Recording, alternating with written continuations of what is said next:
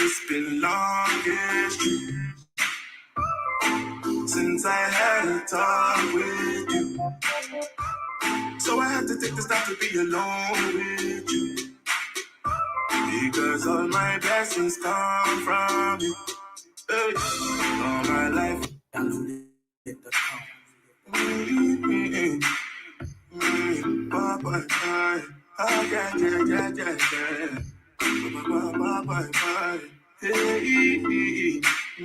I have to give the most I praise for the year I breathe, for the rivers and trees. We have to give the most I praise for the year I breathe, for the rivers and trees. And that's what I say, hallelujah, hallelujah, hallelujah, hallelujah. Last night some boy tried to me up. Shoot up the car, only got me to drive off. And they thank God to me jump and pass. Girl look like Swiss cheese rolls all over. But if I put it for night, I did. Share my music for stuff to live. You go right there, say my papa don't die, cause my mama don't cry and die. And that's why you have to do the most high praise. For the air I breathe, for the rivers and trees. We have to give the most high praise for the air I breathe, for the rivers and trees. And that's when we sing hallelujah, hallelujah, hallelujah, hallelujah. It's been longest since I had a talk with you. So I had to take this time to be alone with you. Because all my blessings come from you. Hey, all my life I done devote you. You could have been money and faith. You still bless me anyway. We have to give the most I praise. For the year I breathe, for the rivers and trees. Oh yeah. We have to give the most I praise. For the air I breathe, for the rivers and trees. And that's what I say, hallelujah, hallelujah, hallelujah, hallelujah. I've been on the roads, and the water with no boat. I don't even know. Now I'm managed to the blood. When you be sending me, with the holy the most. You still love me so. I wonder why you still in bed. Like I don't know. Nigga like I don't know. Come and say forgive me, Father. When I nigga like I don't know you. Nigga like I don't know you. Oh, thank God God to be man, oh. As if God be man, oh. I'm all done die, I'm all done thank God God to be man, oh. But if God be man, oh. I'm all done die, I'm all done so me sing hallelujah, hallelujah, hallelujah, hallelujah, hallelujah, hallelujah, hallelujah.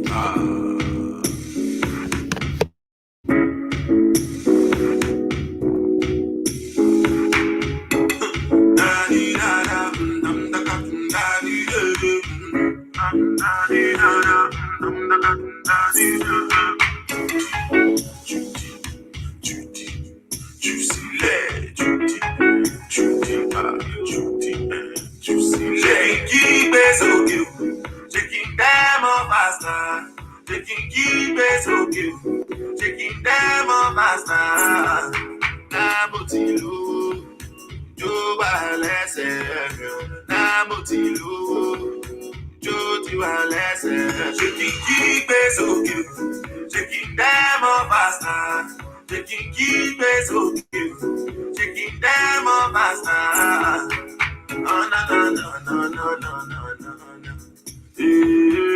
Oh no no no no no no no no. Ah.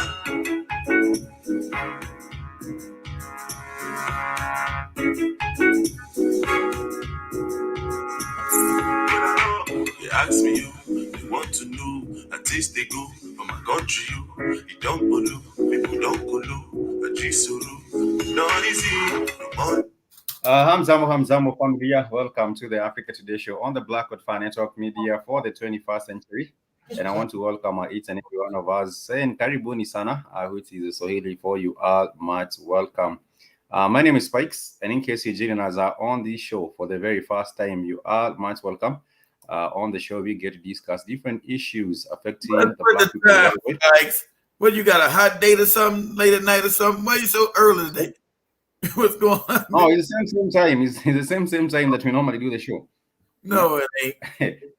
It's the same time. Just check on your watch. Right, because the time difference went back. You're probably right. You're probably right, because our time went back. You're probably right. Yeah, so it's the same time. Yeah, you're right. It's my fault. You may be right. I'm like, what the hell Spike's doing? Why is it so damn early? Okay, you're right. Because our time did go back. You're right. I'm like, what the hell's going on? You got a hot date or something like? No, that's what's going on. The time difference is might get you confused a little bit. But I want to thank Ace 45 for joining us on the show. You're saying our greetings, our family, and our greetings to you too. And our sister Nishi is also jamming with us, saying that our Bible is fire. Definitely he makes inspired music. And his music is very, very much close to what Fela Kuti used to do. You know, back in the 60s and the 70s, I believe in the 80s, we used to have a Fela Kuti doing some music. And 70s and 80s, like Fela Kuti was in the 60s. Jesus Christ. It used to be in the 80s, I believe in the 80s then. Yes, the 80s, 90s, not in the 60s. In the 80s. In the 80s, and I was playing I was up in, it's warm as hell in Florida right now. I was up in Amish country with these Amish motherfuckers, man. They was funky, their butts was stinking, they asked me to go do them a favor to go north with this dude to go look at this property up there, man. Because I had to go share a vehicle with a white guy. It was crazy. We lived with these Amish people. And that's why I couldn't do the show, not yesterday, before yesterday, because I had no internet, no nothing out there. I was like, man, it's like going back in town. Back in time. That part of Ohio was all Amish. They had no power, no electricity. People riding up and down the town with them little buggies and shit. The horse and buggies, everybody crazy. Like, are these a community that live like the Jews, like, and the way they wear and grow their beard and yeah, they would have. They're not like the Jews. I just see people, white people that the Jews. No, they're not. They might look like the Jews. And those are the old Dutch. Same people that would be in same races that invaded South Africa. The Dutch Amish, called the Dutch. If you go to YouTube, I'm sure you can put up any videos showing the Amish, the Dutch Amish out there in their little goofy hats on, the black and the little buggies on the road. Man, I say, hey man, because he was dressing, man, go around these people. You can't go around them. Might be a little buggy coming down the hill. We might kill somebody. They are religious. They practice some form of a religion, like a cult. The way I see them, like a cult. No, they practice Christianity. Same Christianity you Africans were. They're just Christian people. They don't believe in modernizing technology. They don't believe in electricity and modernize. They don't believe in modern. Make sure you stand out. These are videos that are Go to Wix e-commerce. Create a professional online store that will grab shoppers' attention. Build a state-of-the-art storefront and make it your own.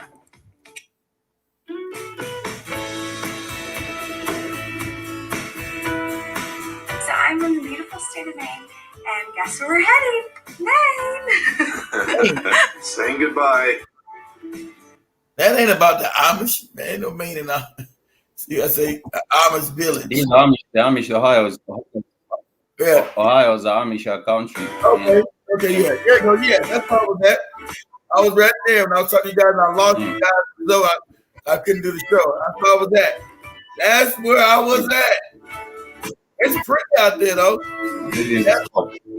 It's pretty out there. Oh, no power line, no electricity. And you'll see Ahmaud walking up and down the street and have these horse and buggies up and down the street.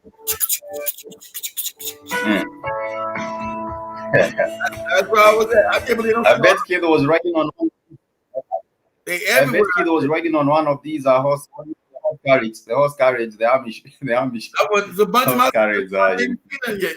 Keep on playing it. They were everywhere. I was out there. They were everywhere. Them horse and buggies were everywhere out there on the road. They were everywhere. Was riding. There you go, like those. Kid was riding on one. Yeah, they were everywhere. Kid was riding on the back of one. What? Say it again. I'm saying Kid was riding on one of the on the back of one of these.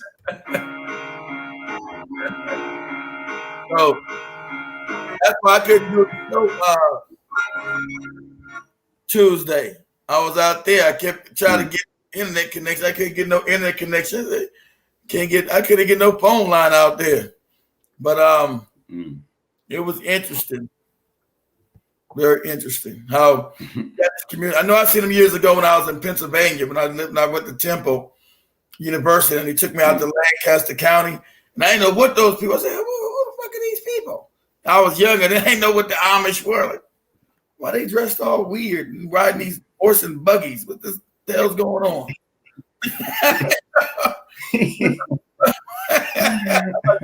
The hell's going on? I don't got no car. What the hell is going on with these people? What's up? And I found they was Amish. They don't believe in cars. They believe in. I didn't know that. Oh, hold on, Spice. Go ahead. You thought they threw you back to the 19th century. You thought they threw you back to the 18th century, and you were wondering now what's going on with the horse, whatever these are things they ride on. I don't believe they don't believe in modern technology, but they are still insane. And Sister Lana Leo, you're saying, hey. Hi to you too. I hope that you're all doing well. Mechanism Nice, thank you so much. Sister Nish is saying yes, hot dates are always paramount. Yes, that's what's up. Mechanism Nice, you send a piece. And who else? And also Ace 45 from New York. You're saying greetings, family, greetings to you too. I hope that everything is well in New York. I haven't seen the brother Mr. X for a minute. He's all the way also from New York, but I haven't seen him for a while. On the show. I think the last time he was on here was on Monday, or was it this week on Monday? I'm not sure, but that is Mr. X also, who does the Expo show. He hasn't done it for a minute, but I hope that very soon he will be able to bring back on the same, because I understand he is coming back with the Expo show from New York as well. We want to thank you so much for joining us on the broadcast, wherever you might be tuning from, whether be it in Seattle, whether be it in New York, whether be it in Houston, New Jersey, Pennsylvania, Philadelphia, wherever you might be tuning from. We want to thank you so much. And also from the family from around, from the Caribbean, South Africa as well, is Simono, Samuel, who was also with us on the show earlier on. We want to thank everyone for coming together on the Black Coast Financial. This is a platform where we just want to bring our people together, whether be it you coming from Senegal, from whatever you might be from the world as a Black person. This is a rightful channel for you, and we get to discuss different issues as well as have a little bit of fun right here on the show as well, discussing different issues taking place globally. Today, earlier on previous shows, we were talking about the situation in Ethiopia. Things seem to be getting even crazier in Ethiopia right now because of the propaganda and everything. I want to talk about Ethiopia, Spike. Sorry about that. Had a call to him. Keith, did you get the next thing I want you to go to? I said, well, no, man. I'm sitting there butt naked. I ain't butt naked, but anyway. Ethiopia is about an invasion, like I said, because of that dam. I told you guys, Ethiopia building that dam. Understand? when the white supremacists took over the world, they made a racial pyramid where black is supposed to always be on the bottom. Ethiopia was doing something to counteract that, right? So shout out to Dr. Mummy's video where she understood. I've been said that they were going to invade Ethiopia because the thing, if one African country gets away, a real African country gets away and starts being able to manufacture, it's going to make all other African countries overthrow their puppets and say, hey, why do we need to send our material to Europe to be manufactured and sold back to us at high price that we can't afford? Why are we employing Asians and Europeans with our materials when it comes from us? Why don't we build our own manufacturing here and control the levels of production? Because that's going to cause war, because only people are employed because of Africa, because everything comes from Africa. And since everybody psychopathic and believe in power and stealing, to make sure Africans stay on the bottom. That's why the European created this wicked ass system that he has control over now. So that's what that's what's going on. Sadly enough, that's the that's the process. That's what you're supposed. That's what's supposed to happen. You're supposed to stay impoverished, and so Ethiopian decide not to stay impoverished. Now you got what? Invading forces. Talking about the Tigray. I would have been wiped them out. Sorry to say it. As an African leader, I'm be honest. You got to be brutal. I'm not gonna allow no dissension. I'm not gonna allow no tribalism no more. If I'm an African, I got to build back Africa. Anybody practicing tribalism, I'm gonna kill you. You're gonna get a dirt nap. In Ethiopia, in Ethiopia, they have still stuck onto that tribalism with 81 ethnic groups. So you would imagine that every other group is showing allegiance. Everybody got all these.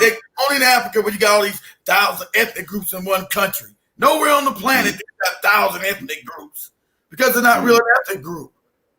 You can't carry up 1,000 people and you're an ethnic group. That's oxymoronic. No such thing. So I would tolerate. I would do it. I think Kagame still controlled. I would do a Kagame, but it'd be real. So the ethnicity gotta go. Period. You're no longer this ethnic group because you 200 people. That's gotta go. Not gonna tolerate it in the country. You don't like it, you gotta leave or you take a dirt nap. That's gonna be that's what they're gonna tolerate. We're not gonna constantly impoverish this African people. We're not gonna be always divided along these ethnic groups where we lose more and more power. Yeah, you said the same thing. He said he's on time, General Mosquito. I thought he was early too. He said he's on time. He says you that's late. But probably I wanted to go into something that has been going around, and this has to do with one of the morons who is a TV personality. And of course, I'm talking about Tucker Carlson. Tucker Carlson, of course, has been going on about the culture of Kamala Harris dating powerful women, quoting powerful men. And he has brought up Montel Williams. And Montel Williams has also slammed back at this cool ass Montel Williams dated Kamala Harris too. She was sleeping with everybody, wasn't she? Everybody black to help her up until she got married. Then she married her white Jewish man. Any moronic Negro that could help her amongst the career ladder, she slept with. Going on with this particular story. Let me share it briefly so that you can see the craziness that was going on. So high up, but we know her clearly isn't very good at her job. Get so high up. Well, we know her first meaningful job in politics was given to her by her boyfriend at the time, who's married, Willie Brown, a powerful Democrat in California. But we know that Willie Brown is not the only powerful person she dated. And this is pretty interesting. We're not exactly sure what to make of it. But it turns out that Kamala Harris also dated the tabloid TV show host, Montel Williams, who's always doing shows about people's weird sex lives. We know that because of this video. Watch. Long before she met Doug Emhoff, she dated some prominent men, including in 2001, former talk show host Montel Williams. Back then, he was the famous one and had to introduce her to the paparazzi. So we know that Montel Williams called her Kamala. We also know she calls herself Kamala sometimes. But that's kind of all we know. So what was that relationship like? What did Montel Williams think of it? So we would love to talk to Montel Williams about his torrid relationship with Kamala. She was because that I think one of those blanks you'd like to fill in. Anyway, he is always welcome on this show. Meantime, Kamala Harris having some problems as vice president. CNN has just published this report. And by the way, they spent a long time. And that is him going on and on about Kamala's dating history of dating. Okay, what's Montel? We say Montel was married while he was dating Kamala. We know Willie Brown was married while he was sexing her, giving her cars and giving her jobs that she never did. Giving her, and we all know that Kamala is a creation of the California Democratic political machine. Given jobs she didn't deserve. She was downtown Willie Brown's mistress. He gave her positions for the coochie. So she got, he get his old black man, corrupt ass Negro, gets young coochie and gives her some fake positions where she never showed up. Old ass. Go ahead, Spike. I think even with her getting this position as a vice president after having been put there, I think she will not be able to deliver on anything because even in her previous, like you said, if she was put in those other positions for favors, then she thought that she had earned it maybe because of the connections. But she didn't earn it. Like everybody knows she didn't earn it. She knows she's an empty suit, and Big Cheese is right. They never seen no vice president treated like this. They're letting you know, that they treating her like a nigga. Exactly right. They've exposed to say she's cheap and torrid because they know they're going to eventually get rid of Joe Biden, decrepit old ass, and maneuver Kamala Harris in there, but nobody likes her too because she is a political come up, as Spikes is saying. She got there by laying on her back, and that's just truthful.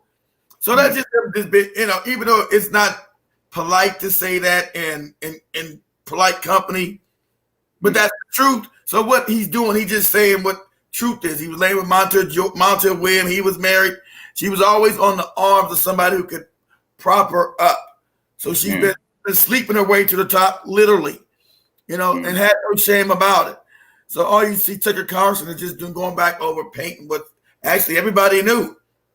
I said that 4 years ago. They were gonna make her ass. They were gonna make her ass the another fake ass Barack Obama. But it wasn't gonna work because black people now went hip to the game. We don't want to hear about no mulattoes. You can't throw the self-hate on black people. Oh, that's a mulatto, pretend to be a black person. Oh, great. That's why Barack Obama couldn't go to Virginia and get that no good racist ass McCollum elected as governor because black people told Obama dumbass, kick rocks, goofy nigga. We don't care what you talk about. We know you rotten as hell. You ain't no good. Who cares? Don't care what you think and how you think. So they were already ready for Kamala Harris. That's why she never got no traction with the sister girl. I went to Howard. I'm in the black fraternity, sorority. Nobody gave a shit.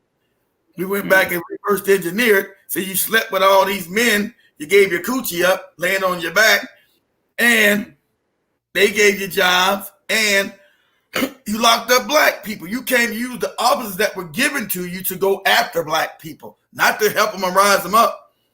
So, you're an empty suit. So all he doing is just reporting the known things that everybody knows. The white people that he talks to might not know it.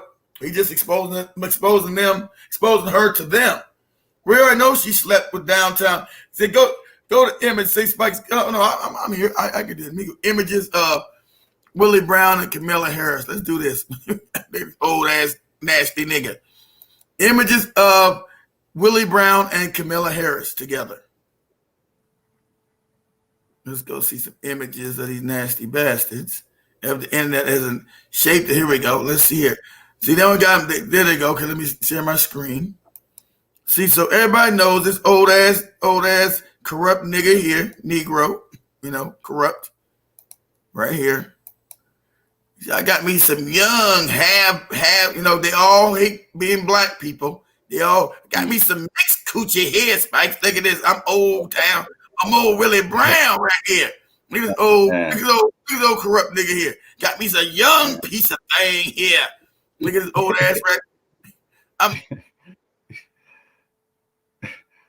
think your computer froze or something. Or maybe it's on my end. I'm not sure which.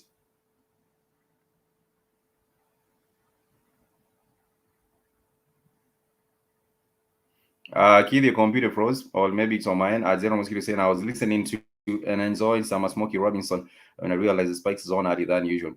He's not early. It's the same time. Oh, teeth in his head, right? So young hot thing, them laughing right there. Oh, you know, many times I got that coochie girl. Oh, oh, my old ass got that coochie. Look at. Yes, you did, Willie. I know you couldn't do nothing, so it didn't bother me, your old ass. So, but she has gone on Good Morning Africa, and she is just trying to play just to downplay the whole situation. Old ass Willie, old ass Negro here. This old cock of the rock ass old Negro. Yeah, I be licking that young thing, that young Indian woman. So I'm saying all he's doing is just right. All he's doing is just bringing out that what everybody knows that Kamala Harris is a phony, is not a real power to force. She didn't come there on her own. She was given these positions by the political elite by sleeping on her back. Little. So he just exposed that. But we know a lot of people done it. Only reason they exposed her because she like Big Cheese saying this is a nigga wake up call. Who's that? Nigga wake up. This is your nigga wake up call. So that's all that is. You know, so she's been exposed. And I think they might try to get rid of her. I don't know how they would get rid of her because they know eventually they will get, once they use their tools, they dispose them. So eventually they will try to find a way of just getting rid of her. Tension and frustration behind the scenes between Vice President Kamala Harris and the White House. The accounts come from nearly 3 dozen current and former Harris aides. I don't believe. Pause that for a second, but I don't believe the narrative that they're setting up there's any kind of rift between them. They don't even meet enough to have any rift. They're both. This dude's a moron, so he don't even know what the hell's going on. He's fucking got dementia. He don't know if he's sitting in his own shit or not. And did I do on myself? Did I do hell? He's sitting in his own feces most of the time. So there's no rip. He's out of his damn mind. So this is them setting up a narrative so they can say she's going to invoke Article 25 of the Constitution, which say he's not mentally fit to be president. So this is the way they're trying to establish her, and that's why they were building her up. And you got the other no good ring of the party, the fake Republican Party, say, yeah, they built up. You still shouldn't respect her because she slept her way to the top. She really has no real accomplishments except for giving up a rotten coochie. She was giving her coochie up to other powerful men that were helping her above the level. And that's the truth. It's not like it's literally. I mean, I hate to be disrespectful, but it's the truth. You see that Montel Williams was even having to introduce her to the paparazzi. Yeah, because he was famous. He was famous. Yeah. In the 90s, he was really famous. Yeah, Montel Williams was the one famous. Nobody knew no Kamala Harris. At that time, Montel Williams was on national TV. He was famous. So he was also dating her while he was married. So, and I think that time he was married to some white woman. So he was cheating on his white woman with his mixed woman. Got me a younger, hot mixed woman. Get that young coochie. And this old white woman can't give me enough. He was also in a company with a younger lady there, so they would have been involved in all sorts of debauchery. And also, Kamala Harris has her own. They would also know where they would poke her. So but you see, when she finally settled down, who did she pick? She didn't pick none of these dusty Negroes. When she finally settled down and had power, who did she pick? She didn't pick none of these dusty Negroes. She picked an Ashkenazim. She's married to an Ashkenazim. Ain't that funny? So don't think this broad don't know what she's doing and where her bread is buttered. She know where that bread is buttered. I'm gonna sleep with this old decrepit Negro first. He gonna get me in. So she went on trying to downplay that these are whole situation in the White House. That she went on to Good Morning Africa, and there's a little bit of her excerpt from that particular interview as we proceed. I don't know if you can hear. You know that as Americans are feeling pretty sour about the economy as we head into the holidays. It's going to cost more to drive home for Thanksgiving, more to put the turkey on the table, more to buy gifts for the kids at Christmas. What can you do about these high prices? How long is it going to take? Well, first of all, it's real and it's rough. Groceries, the cost of groceries has gone up. It's the real. cost of gas has gone up. It's real. All happening. We don't know it's real. When we go to the grocery store and shit is 2 times higher, it's real. Oh, just asinine. It's real and it's raw. Lady, we already know that. Don't tell us some shit we don't know. You things are so hot. Yes, what are you going to do to fix it? First of all, it's real and it's rough. This is on Good Morning Africa. She also downplays these all ripped in the White House. The highest priority is actually Big Cheese is saying she's supposed to take that coochie and get him some reparations.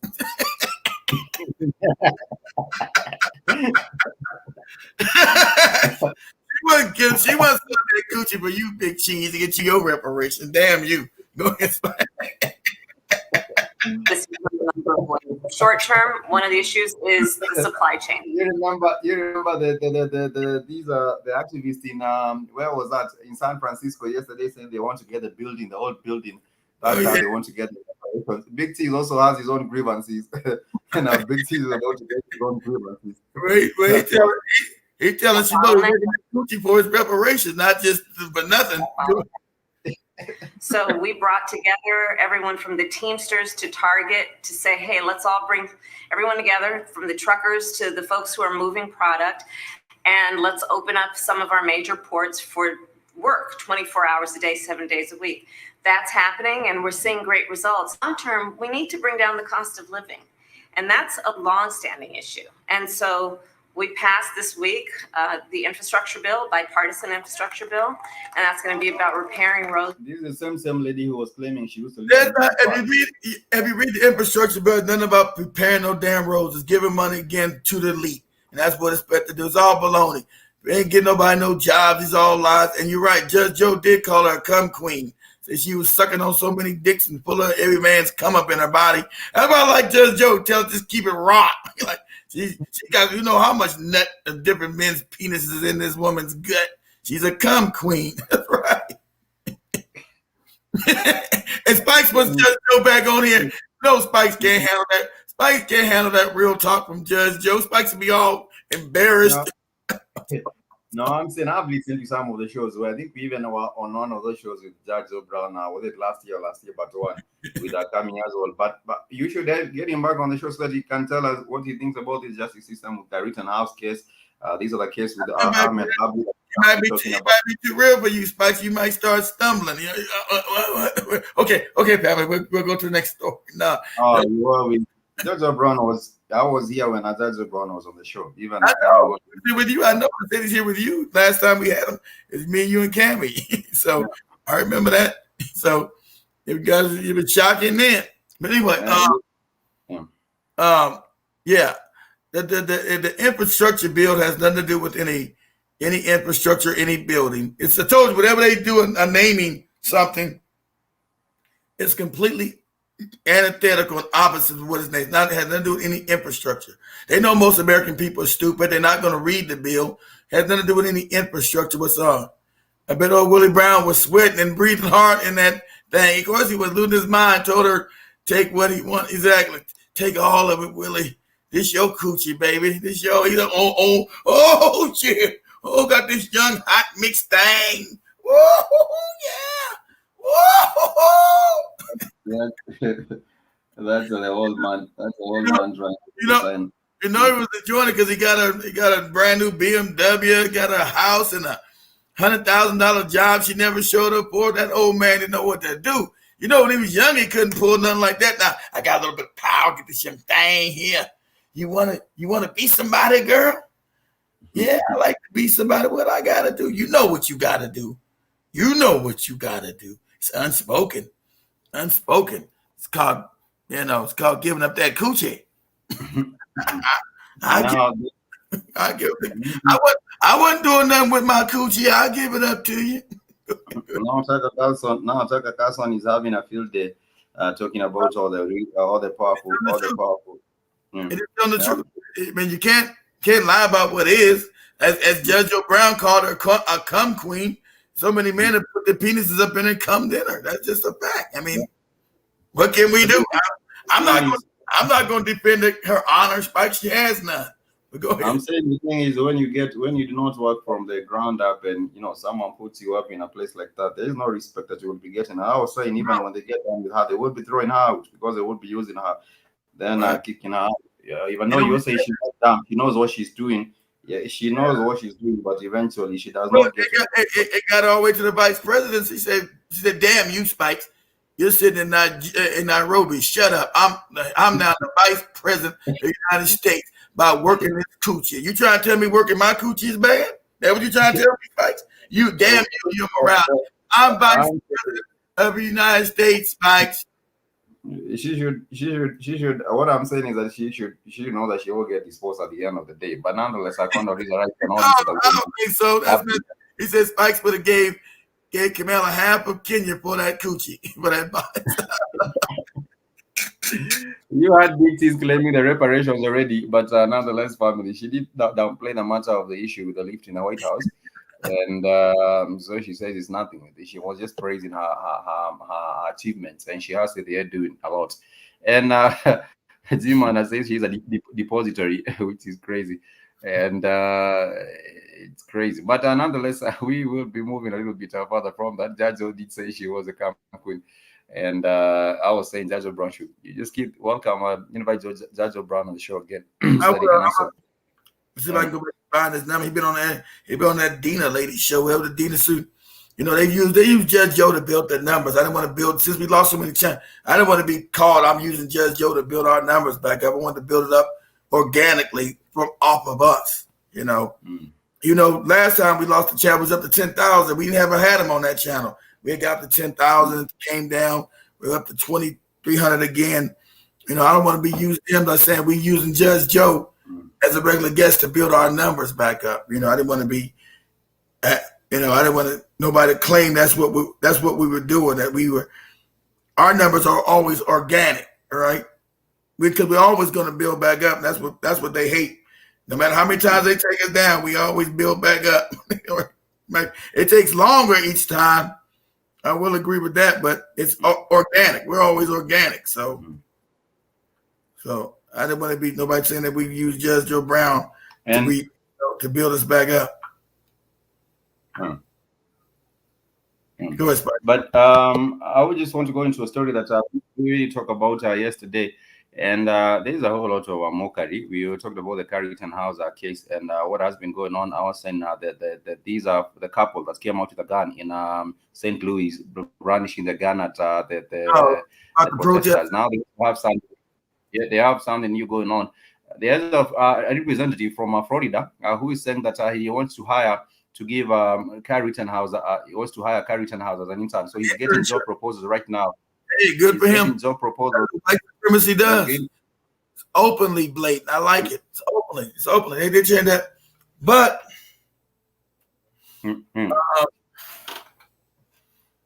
it should be that he would, the judge drew throughout the main thing that would convict him. He's going to be right, proven innocent, right? Because he threw out the weapon charge. His weapon is not as long as it should be to be considered a deadly weapon. What are you talking about? It's a semi-automatic weapon. The judge is saying no, it doesn't meet the criteria. That's racial, yeah.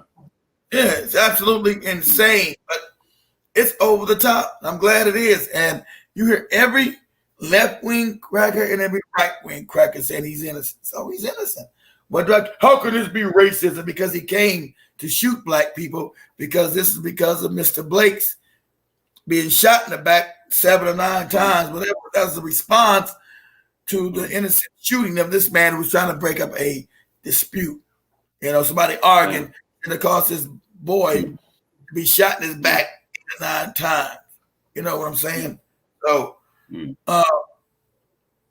so they try to paint. Oh, he was up there cleaning up graffiti and giving medicine to people, and these other people jumped up, so he shot the shit out their ass. So he's getting a job offer. Many people want to hire him because they believe he should be getting a reward, and one of the rewards is getting him as an intern. And the Republican congressman have said, they will be reaching out to him and making sure that he's well taken care of, and that is white supremacy on the face. Just right. Hey, man, that guy, I think that guy's here in Pensacola, in Florida, isn't he? Where's he out of? It's in Florida. It's in Florida. Yeah, he is. I know it was. I knew that because I had a run-in with this racist bastard years ago. Thought that was him. I thought I asked, was he in Florida? In Florida, that racist. I told him I was going to knock him in his damn mouth. I knew that was that same guy. I said, that's the guy in Florida. I'm knocking your motherfucking mouth. Who the hell you think you're talking to, Paul? I'm just saying. You're not saying nothing to me. Hit you in your damn mouth. He's a Florida. He's a congressman. I know. Florida. That's why I asked you, was he in Florida? He looked familiar. I was say, hey, that guy out of Florida. I knew when I said that guy's in Florida. Yeah, I had a personal running with this moron. Told him I hit you in your damn mouth. Talking to. So that is just. I knew that was him. That's why I asked, hey, that guy out of Florida. I knew. It's him from Florida, and so I knew he's in Florida. Sister Nanette is West Palm Beach in Florida. That is General Skiro is asking, and wow, so he just knows that. Yes, West Palm Beach in Florida. Yes, I'm in West Palm. Yeah, I'm in West Palm Beach at least usually once a week. I haven't been in 3 weeks. I've been going out to Texas a lot. Then I went up north, but yeah, West Palm Beach is in Florida. It's in southern Florida, about an hour north of Miami. That's where I'm usually at. That's one of my regular places I go to. It's West Palm Beach all the time. A lot of times you gotta hear me doing the show. I'm in West Palm Beach. That's where I'm usually at. Yeah, it's in Florida. But you got family.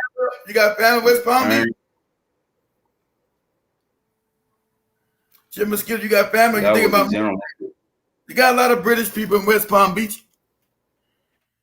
Got a lot of British people in West Palm Beach. And when I usually gotta punch them in their mouth too, talking to Queen's English. I want to go into something. Yeah, very little place for. Oh yeah, it's gorgeous. West Palm Beach. They say, "Hey, are you a nigga? Are you a nigga?" I said, "What? What? Are you like my dear man? Are you a nigga?"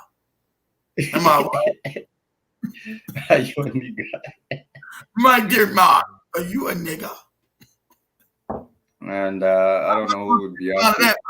How am I supposed to respond to you, but not knocking you out? That is what Ahmaud gets. The Republican congressman was asking Keith, and then before hiring Kyle Rittenhouse. But anyhow, you live in West Palm? Yeah, okay. That's what's up. Yeah, you got a big black community in West Palm Beach. Got Palm Beach and West Palm Beach and that whole area over there.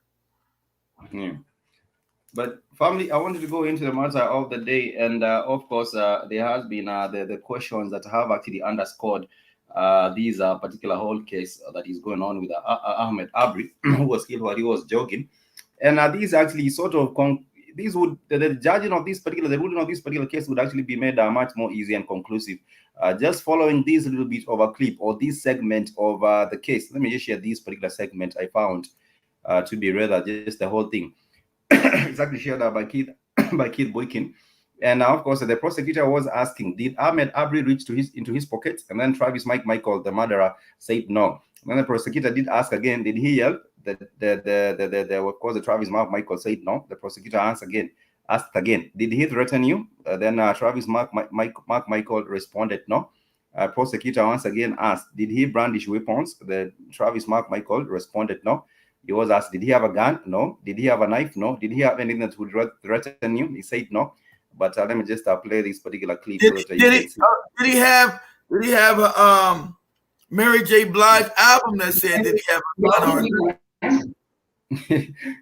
that That was not among the question, but this simply underscores like the whole point to this particular case, and you would know these are questions that were asked, and these are the responses you can see and judge. Who's Donna? What chick Donna? That chick Donna ain't nothing but a feminist pretending to be pro-black. Who the hell's Donna? What chick Donna are you talking about?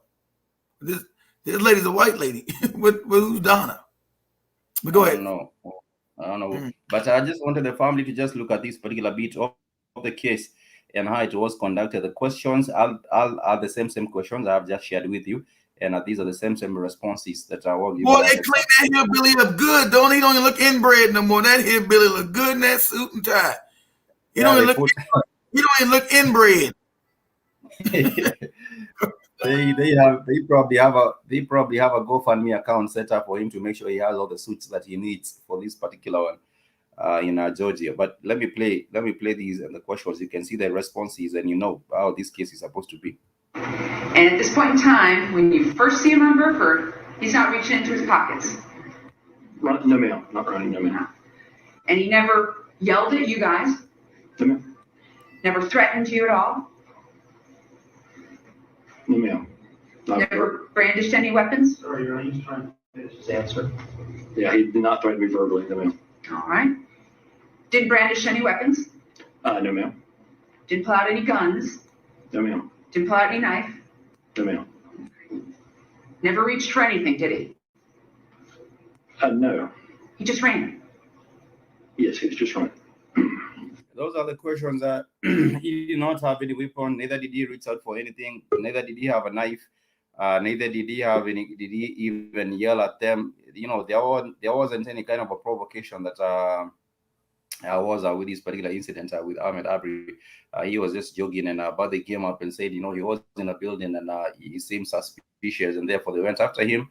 He didn't yell at them. You got that right. They always dress him up. He's look how clean and neat look, like a businessman, a business white supremacist.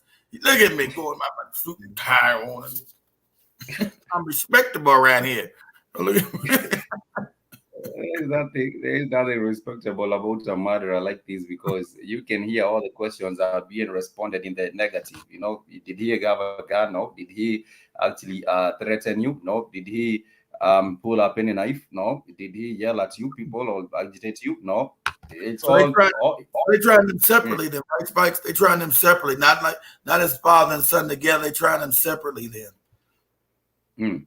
That is exactly what is happening, because they want maybe the father to get the fall for it, but all of them, the three of them, are supposed to be, you know, sentenced for life. But this is also what is going on with the same real quick.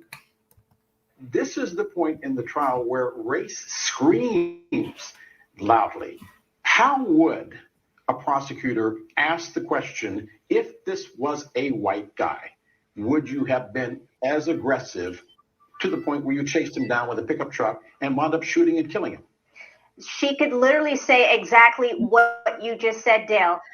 But the chance that she is taking if she does that, you have to keep in mind, there are 11 white jury members, and she doesn't want to run the risk of looking like she's attacking the witness, that she's calling the witness a racist, to be quite frank. She's got to consider the setting. She's in rural Georgia, small town in Georgia, again, all white jurors. And so she's trying to walk a fine line when the reality is it's so obviously the big pink elephant, as we say in the room. She really just needs to address it head on. And where I would have liked to have seen her do that is when she talked about the fact that Travis McMichael was aware of other people in that home under construction, the white couple, the guy that he described as the shady guy under the bridge. I would have asked him directly, why did you not assume, as you did with Ahmaud Arbery, that those individuals were involved in criminal activity as well? Perhaps they've been back to that location and just simply weren't caught on video. And so I would have asked him that direct question and see how he reacts. Let the jury see how he reacts, because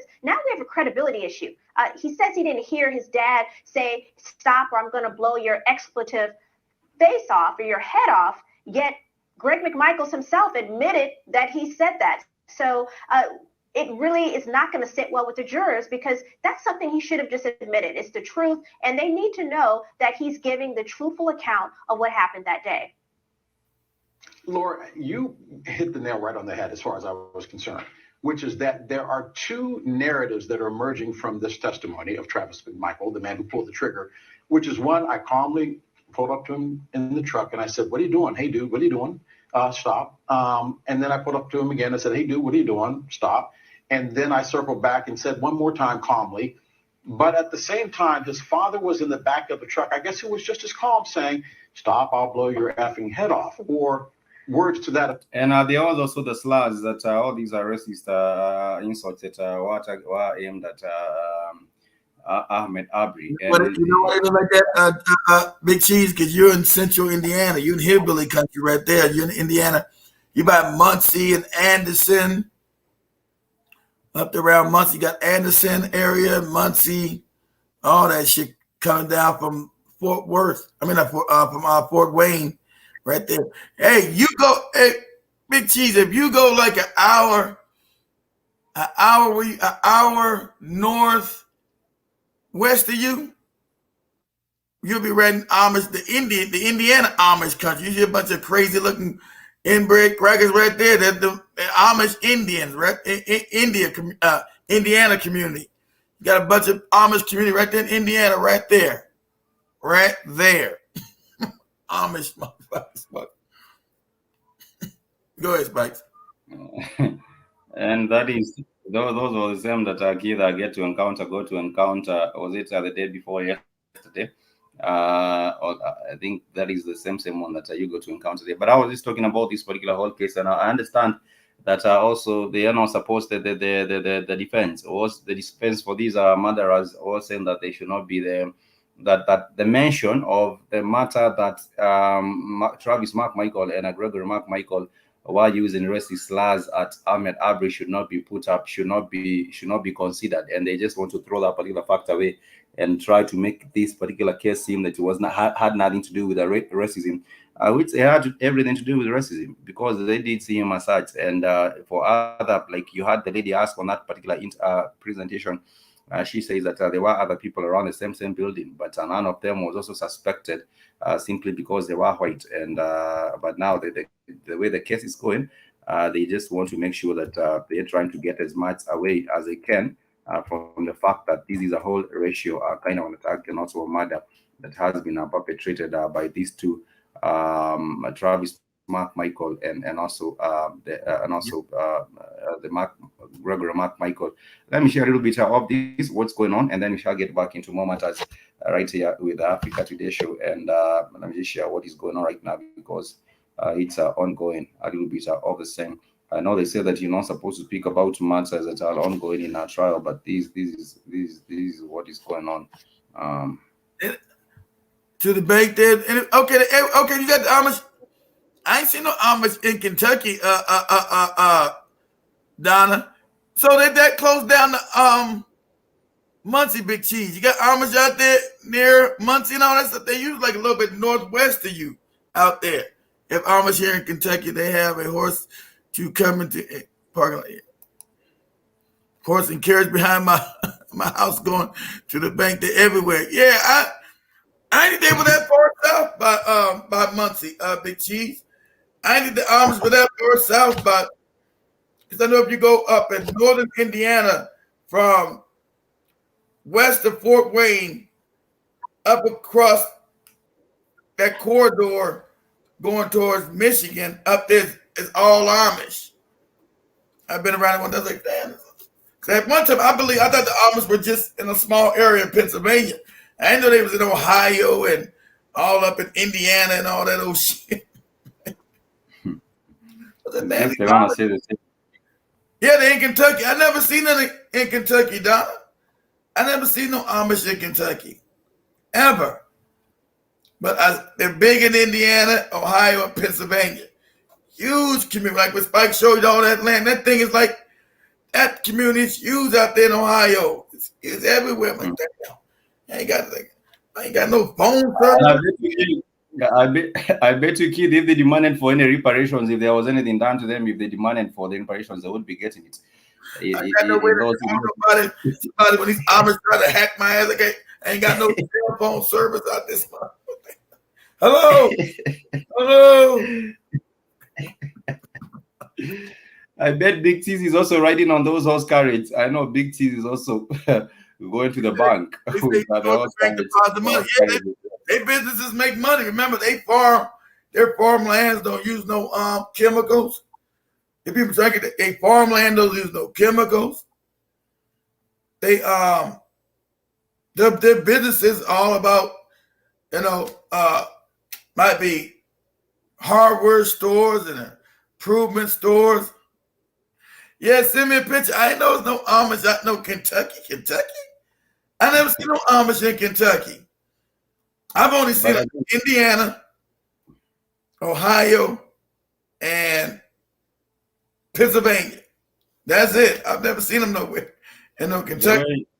The way they live is with segregation. I bet black people can also learn a thing about just coming together and making sure the money flows within the black community, maybe like it flows with the Amish.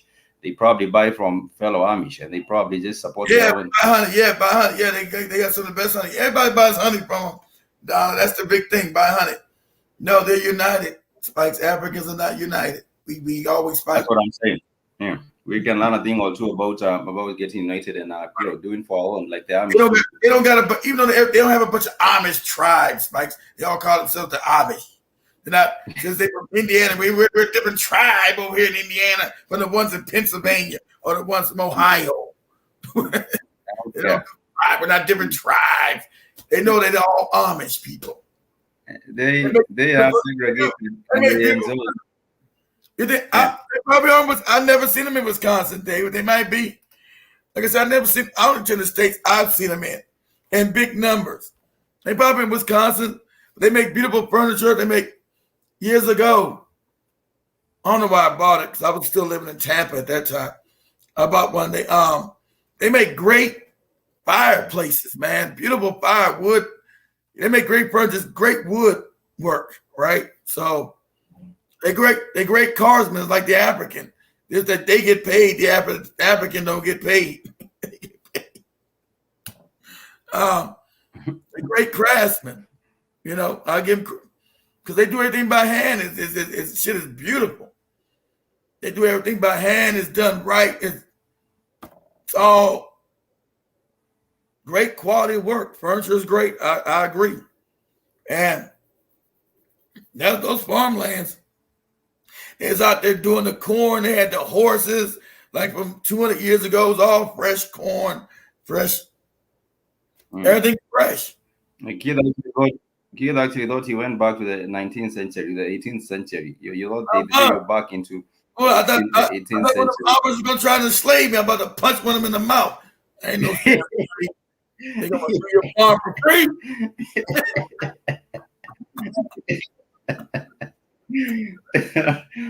But I was just saying, about black people, nobody. We can learn a thing or two about segregation because they have segregated themselves and they run their businesses and they mind their own business. They don't want to be. They are not claiming to be. They don't want to be integrated.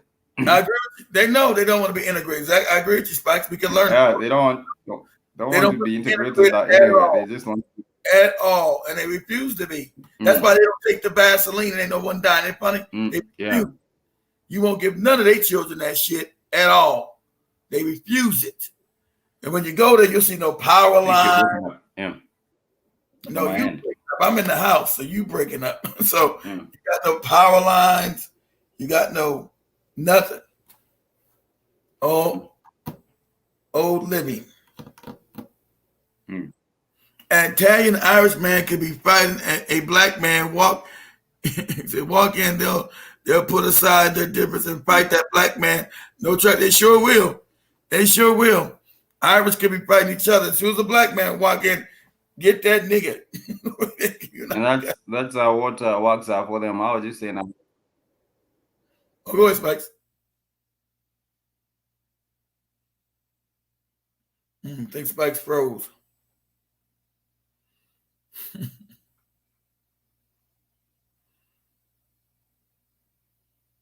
I think Spikes froze, y'all. Yep, I knew it.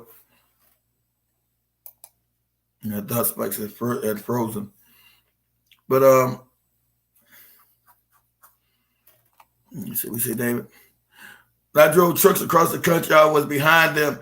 They were in a horse and buggy for about one or two what miles? You drove trucks? That's a hard living.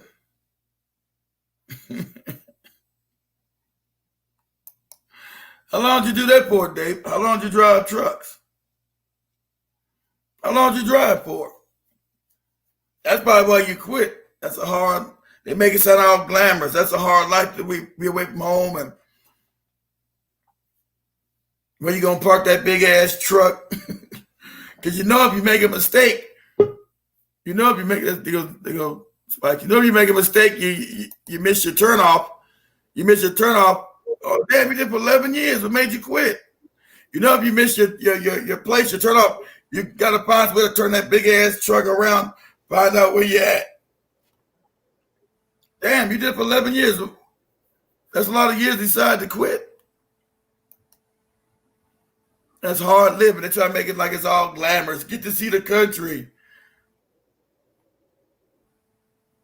That's hard life. You can hear me, Spikes? You back?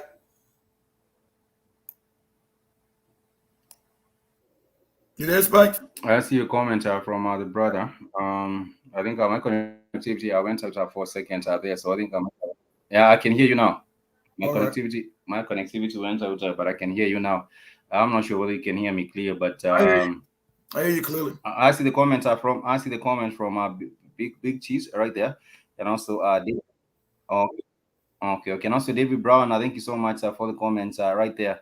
Of course, even as we go on with the broadcast. And of course, I do understand right now they are saying that there is a shortage for these Vaseline, and that is a crisis that is now the next. They are twisting. This story has actually come up and they change everything else. I understand that Biden is offering drug makers billions to continue making this particular Vaseline. I don't know if you've heard about it, Keith. That is what they are talking about. But I do what? That is what they are talking about. There is a shortage. There is a shortage of these Vaseline, and that is why the government now wants to offer billions to the drug makers to continue making. I don't. We can't even talk about it. I don't care. I wouldn't take it. So whatever. No, I'm saying I don't know if you can hear me, but I'm saying there is a news. There is a new report where they are saying that there is a shortage of the Vaseline, and that is why they want to put in billions. I do hear you. I said, who cares? I don't care what they want to do with it. That is what they probably want to spend more money. Yeah, I don't care what they want to do with it. I was reading the comments about David about losing. My connectivity sucks, but I'm saying that.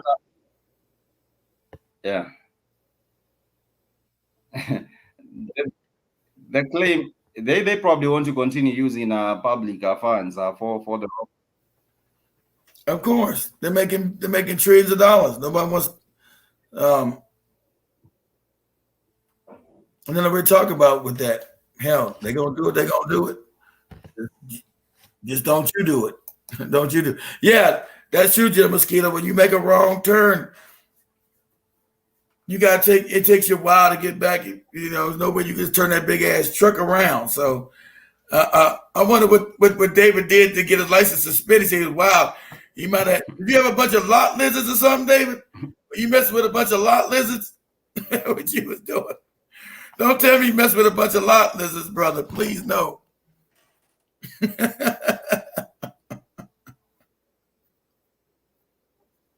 So he said it's kind of wild back there. Lost his license. I don't know what they might have been running over pedestrians in that truck. Who knows? Get your ass out of the way, God damn it. Gotta make this delivery on time. It's David Brown from Fort Worth, Texas. That is. Oh, we go, Spikes. You got it.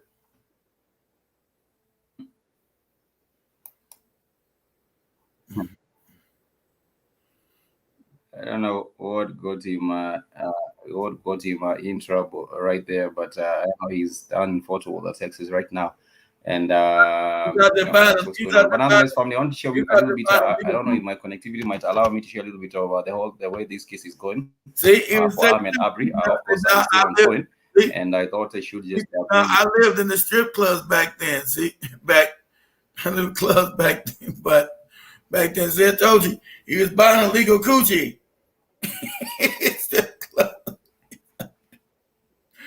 He was out there buying illegal coochie, Spikes. He's been honest.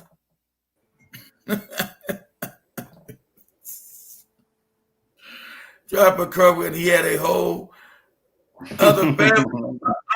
Damn. And that is why you might also want to have his reparation.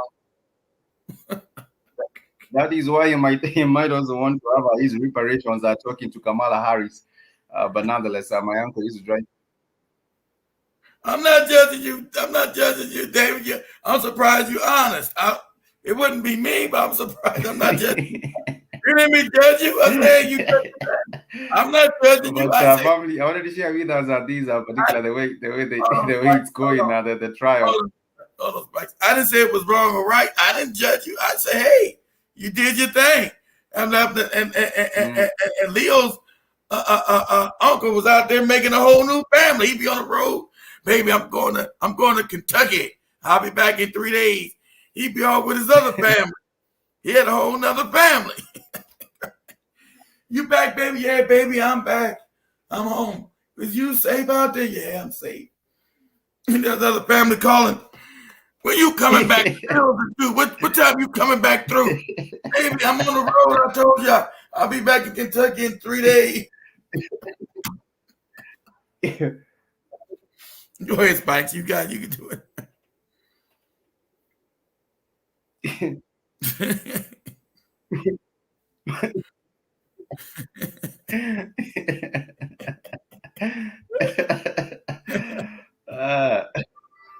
I just wanted to share with what is going on with these Ahmaud Arbery's case and how they're doing spins on it.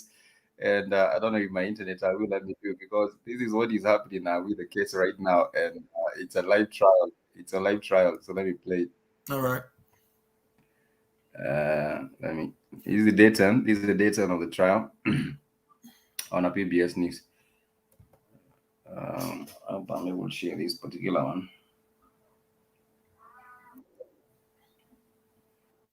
Seems like it's not playing, but there are witnesses and there are people who come up and take the stand.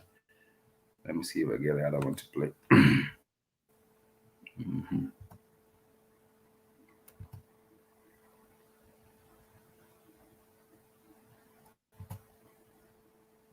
The back, because we thought that he was coming in the back. But he didn't. He went out the front door, and I went out behind him, and then I saw Mr. Greg and Travis coming down there. Well, if I was a victim, I'd assume someone else, in the neighborhood was, because that's how I found out I was a victim. Was someone had said someone had entered their car last night, and I said this needs to stop where the car is locked, and then come to find out we were, theft, and apparently his truck wasn't locked. I'm not sure what happened, but just to let them know, hey, something was missing from us. You might want to check too. Okay, so you were letting your neighbors know about your own theft? Yes, sir. Okay. Did there come a time when you became the administrator of the neighborhood Facebook page? Yes, sir. And why did you become the administrator of the Facebook page? Because my lovely neighbor made me administrator. I guess because I'm usually home, and I don't say I sit and watch the cameras, but it's a huge 40-something inch screen, and all you have are all these cameras that show, so if there's motion, it'll let you know there's motion, and it'll tell you what camera, and I kind of look to see, what's going on. Okay. What is being the administrator for people who aren't on Facebook? If you wanted to join the group, we would see who it is, and if they lived in the neighborhood, yes, here you go, and that's. So the sole criteria of being on the page is you have to live in Satilla Shores. Yeah, absolutely, or either. I think my mom's on there, and a couple of other, relatives, to look out. So if we were out of town, she would know, hey, there's something going on. They're not home, that kind of thing. But as the administrator, how often would you look at the neighborhood page? On Facebook, it'll give you a notification if someone's posted in there, and so I would look at. I think they're also trying to put Al Sharpton to task. You remember the other week they were saying that he should be kicked out, and the lawyer, the attorney was saying that they do not need, they do not want any more. Yeah, he's a media horse. They horse. were saying they do not need any more. They were saying they do not need any more black pastors in the courtroom. So they were asking that the judge gets to make that particular order that they get kicked out of that particular courtroom. So I know he also has a thing or two to say regarding the way this case is going. But I would think he's trying to look. He sat down there by white people, pretending like he's some kind of black leader. Nobody voted this. I told you, nobody voted this damn mumble mouth moron as no damn leader. This dude is a paid agent, a coon de force, and a moron to boot. No one has, elected this hobo Negro as no leader of black people. But he keeps showing up, and they keep giving him airtime as if he is somebody to be listened to. He's a moronic moron. He's a joke. In any community, he's seen as a joke. African community is supposed to see this dude as a joke, but they keep getting him credibility because, for the simple fact that he is a moron. What kind of leader of any community is somebody, some reverend? What is his damn criteria? What church? Nothing. He's a moron. Put up by white people. He's paid for. Who give him the money to go down to these places and speak for black people? Black people don't. White people do. I'm part of the Action Jackson Network, and I'm coming to help black people. I'm moronic, and this is an injustice and the highest order. And praise Lord and Jesus. What? Why are you there? What are you there for except for being a distraction? He was using the same token. Go ahead, Spikes. You were saying that he's still been using the same talking points from the 70s, from the 70s and the 80s. From the 80s. I think that is what you were saying the other time. What's he done? What's he done? What's he accomplished? Nothing. What's he ever accomplished? Nothing. But get a fucked up perm in his head. That dude, that perm. This Negro don't like being black. He's still perm. This nigga's like 70 years old, still perming his hair. This moron still got a perm. Still perming his head. I got a perm in my head. He don't like being black. This goofy nigga's got a still perm in his head. He can't be a black leader. He don't like being black. Look at this old nigga with this perm. That's a perm. That's not this Negro hair. That's a perm. Let him do his hair the way he would like to do it. You remember Tariq was also doing his hair like a 19-year-old or like a 17-year-old. So you should let Al Sharpton also do his hair the way he wants to do it, because these are quote unquote leaders. They want to stand out and be used as the opposition, which is painful. But this is what was going on. My phone, periodically, and if I saw a notification, I'd go they put him on mute. Go in and look. Because you got to look at it once a day, more than that, or less. Exactly right there. When someone posted on there, so sometimes there's more than one. Yeah. No, I was talking about Derek, how his hair is fried, dyed, and laid to the side. That's right. All that gunk in his hair. Let me get my perm together, baby. Gotta go out in front of the public and get my due together. You think it's some singing group from the 1950s or shit, singing doo-wop, this goopy moron here. Yeah, a black leader that doesn't like being black is acting right, Jim Mosquito. He's got some crap in his head. Let me get my due together. Get out here and do my due. Get my shit together. Gotta make sure my perm is right, because I gotta make sure my hair is closest to the white man I can find. Look at my perm, y'all. Don't I look like the cracker? Shake it, look at me. It's blowing in the wind. But what I understand from a previous story, is that he has some what do you call it? It's like a sitting allowance, or like not a sitting allowance really, but like a charge where when he turns out to an event, there has to be some money also going into him turning up. I don't know what you call it. For example, for the influencers, I think this has gone to the influencers, people who go to do there's some events that are done and people just don't show up and they are paid some money to show up. So I understand even when he went to the funeral, there was was it the George Floyd funeral? There was one of the funerals of a black, someone black was killed, but he had to turn up and the family had to pay for him. Just coming up. But no, remember the George Floyd people told his ass to get out. The people in the street told him and coon ass Jesse Jackson to get the hell out of there. They tell you coon ass niggas, get out of here. Remember? They ran him away. Said, you coon ass phony niggas, get your ass out of here. See, so look, what happened to you, Mr. X? You supposed to did your show last week. I hope you ain't got brain fog from getting to you know what. Oh, who moving to Florida? Keith Sirica is in Florida now, but he got auditions for Hidden Morons. Hidden Maroon. I said the Hidden Morons. What movie is that? Hidden Colors or Hidden Figures or what? Hidden Maroon. He's in Florida. The backbreaker audition. Do another goofy movie. So why would you do it in you're doing auditions. Okay. But what is happening right now is that they are praying. I understand the pastors are praying next to the court.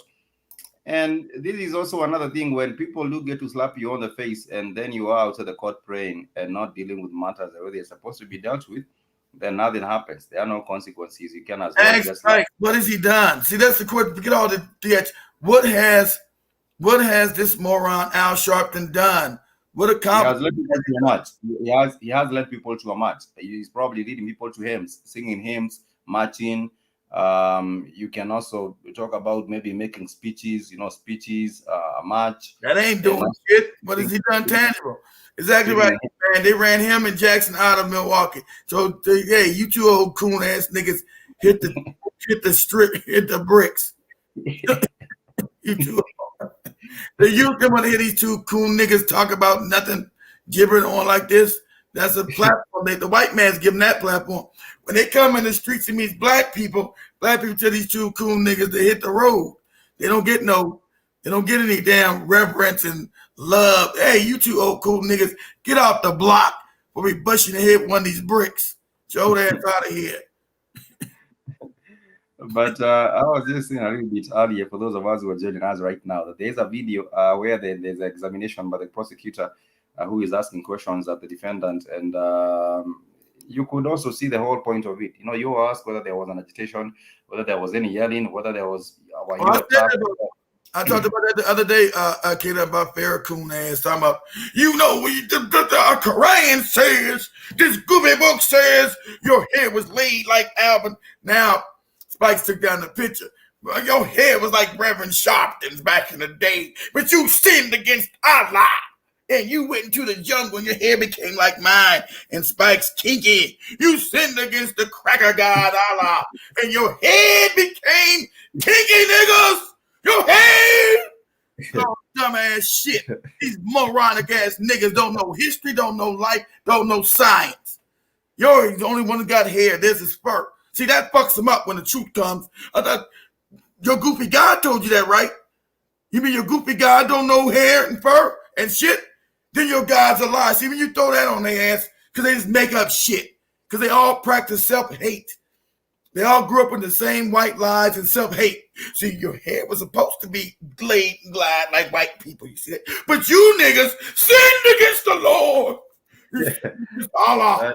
He took you to the jungle. What jungle, nigga? No jungles in no motherfucking Africa. See, that's another thing.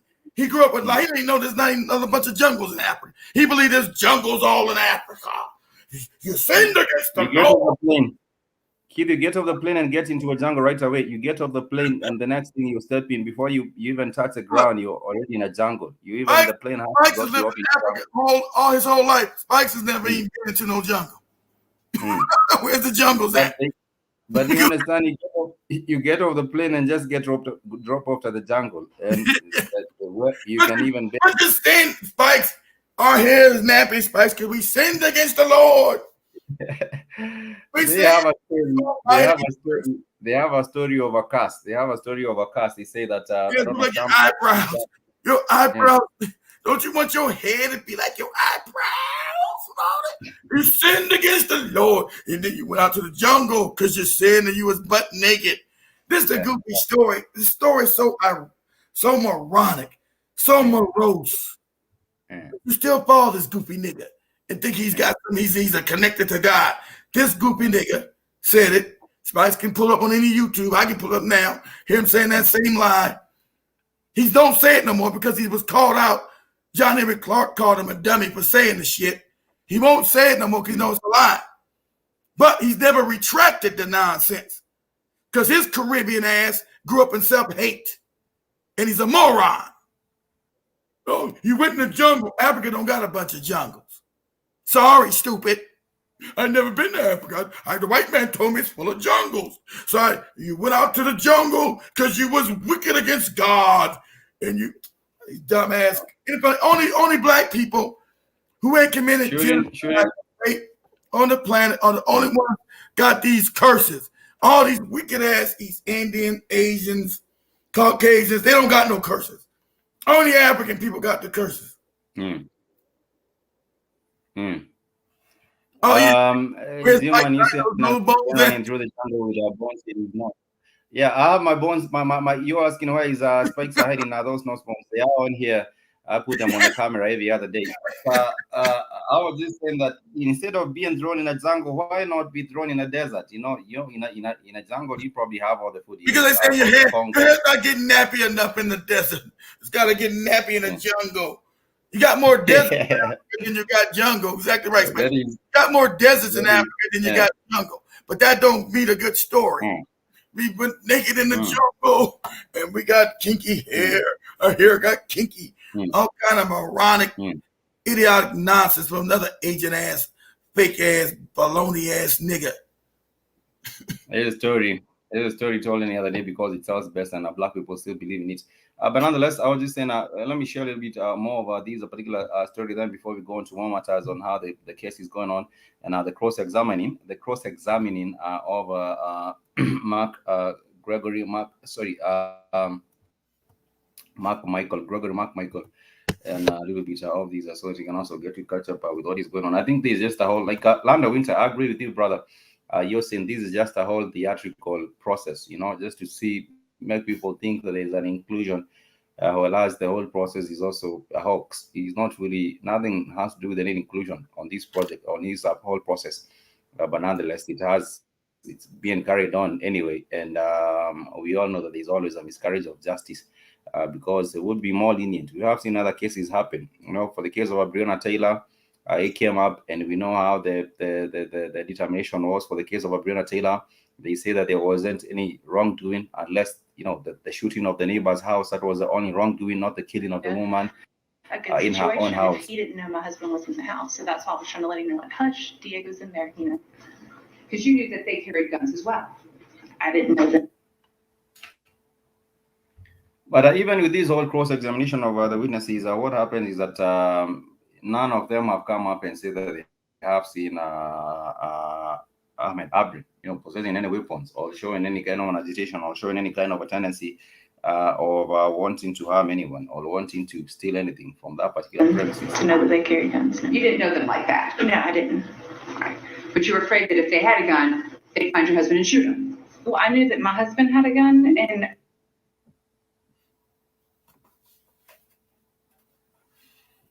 this is still day 10. I'm not. This is still day 10.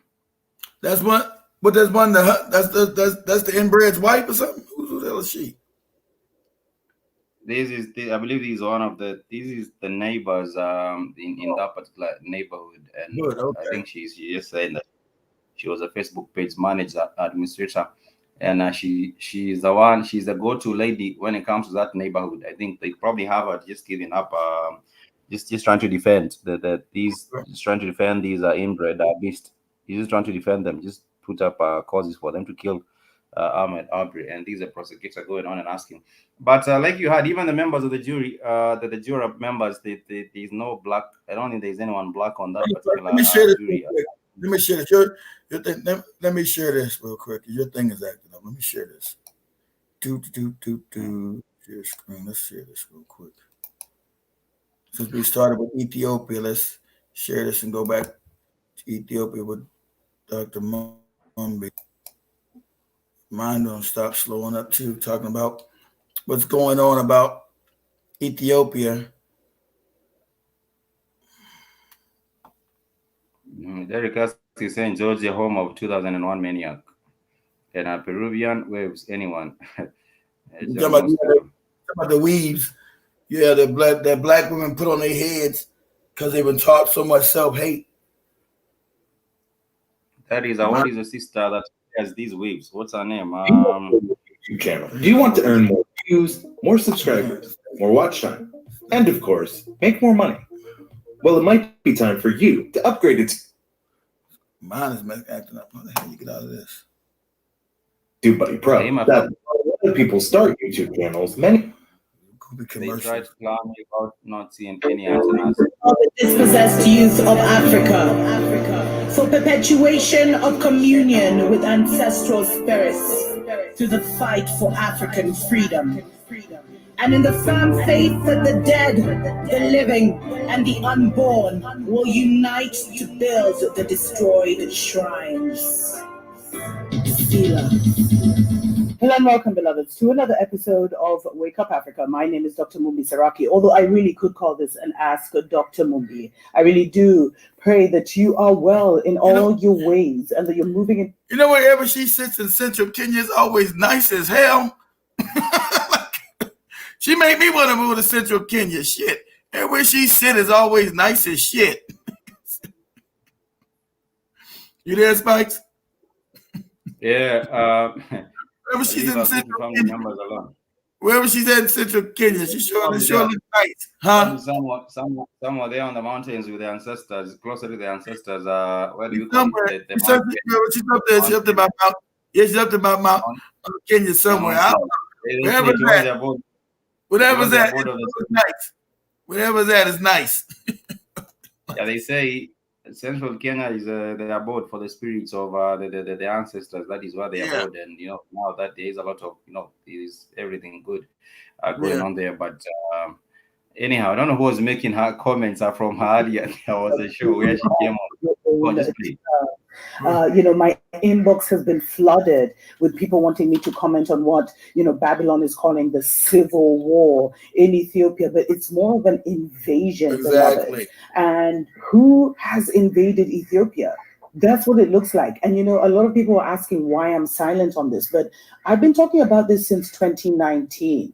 All of this is linked to the Nile and the grand Renaissance dam that that Ethiopia created. And Egypt, remember when Egypt went running, Sisi went running to Trump and was like, it's about Africans not being able to create manufacturing so they'll get out of poverty. It's about the white people creating this fake artificial system of white on top and black on the bottom. You can understand the psychopathic nature of white people. This is their main interest, make sure black people never rise out of the bottom that we've been artificially put in. And if you understand white supremacy, then you can understand how the world actually works. We need to stop Ethiopia, and there's been so many, the African Union tried to intervene, the United Nations tried to intervene, Washington tried to intervene, where they all went. The Prime Minister didn't go of Ethiopia, though, but they all went there. And then Trump released a statement where he was like, Egypt could bomb the Grand Renaissance Dam in Ethiopia. And there was this whole messaging, beloveds. That's when the war started. The war is what we're seeing happening right now in Ethiopia is what is trying to manifest physically, but the Ethiopians are standing firm, beloveds. There's so much information out there. Many are alleging that Egypt, Israel, and the divided states have already invaded. Of course they have. So it's going to be Israel, and these morons going to have these no good racist ass Israelis in the African Union. This is the most moronic ass, idiotic shit you ever heard of. These racist ass fake Israelis are going to be now in the AU. You out of your rabbit ass mind. These people are enemies of ours, always have been. Always. Ethiopia or are heavily funding what is happening, the rebel movement, and how they all of a sudden said they were going for Addis Ababa. Mm-hmm. And the reason that people are even suspecting this is because there's been so many articles. I'm telling you guys, beloveds, we live in a mental world. This should show you. There was a Bloomberg article where they were talking about how the US needs to intervene in Ethiopia and send troops in.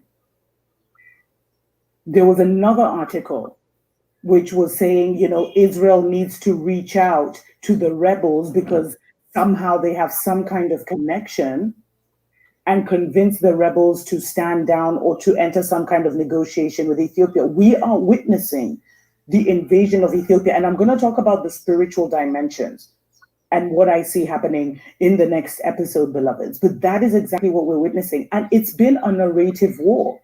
And Ethiopia is not standing down. And beloveds, Prime Minister Abiy Ahmed gave all of us the hints. He because when he was reelected this year, what his main message to the Ethiopian people is that he was going to stand firm and protect the sovereignty of Ethiopia. And that basically, why would he say that if there's no imminent threat, beloveds? They're going to break it up. And there's something very spiritual to what is happening. And let me leave that for the other show. He told us, because you see, who's in Ethiopia right now? Only the Ethiopians. And yet the entire world is being drawn into this war by the really aggressive propaganda campaign of media like CNN. And that's how this whole thing triggered off. It triggered off with foreigners. And before, we used to fall for this, where foreign agencies, foreign aid agencies, who really aren't there to help, do nothing, would come in to a situation, and they would now feed information back to their countries, back to their media, saying, oh, it's devastating, there's this, there's that, very exaggerated. We know bad news about Africa sells. And then that would trigger a response. And beloveds, we need to be aware of who's in office right now.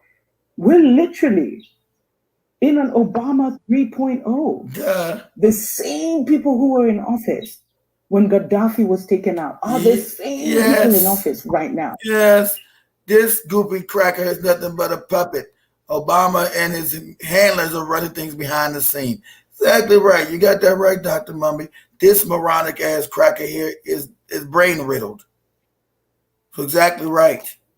That was them finishing off, make sure Africa cannot rise. Exactly right. That was the whole purpose of putting this fake ass half mulatto Negro in there. This moronic ass dick sucking bastard. This motherfucker is evil as it comes. He's a child molester. He's a homosexual. He's all kind of perversions. This wicked bastard here. But you got no history where this motherfucker even comes from. Not Kenya. That's the CIA cover story. This wicked bastard can't even go through his history and find where this raggedy motherfucker came from. He's a CIA plant.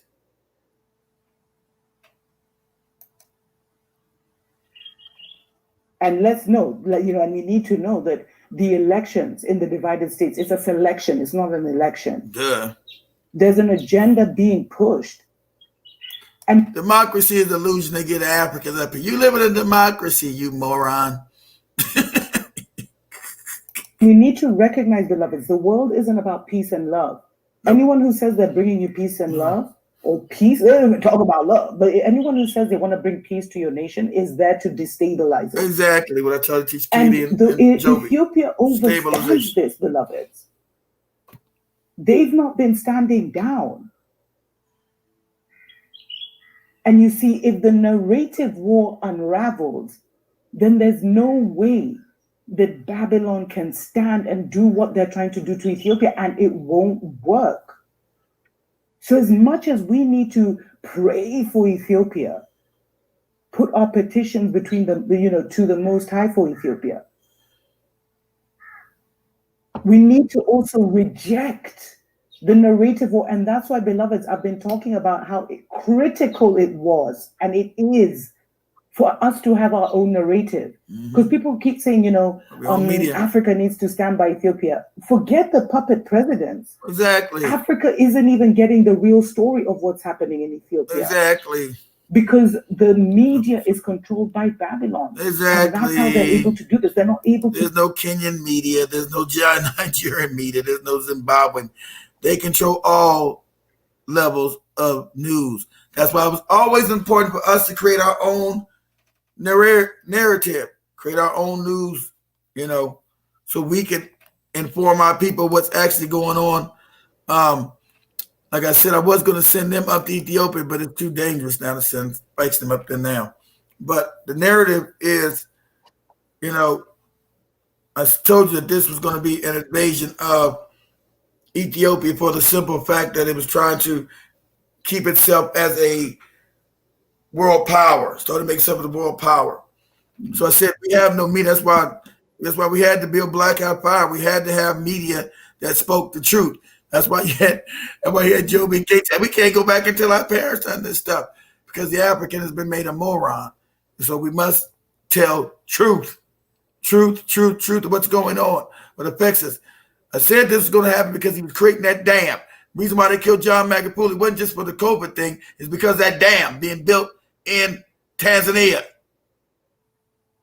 About to make sure the African does not get out from under the heel of European power.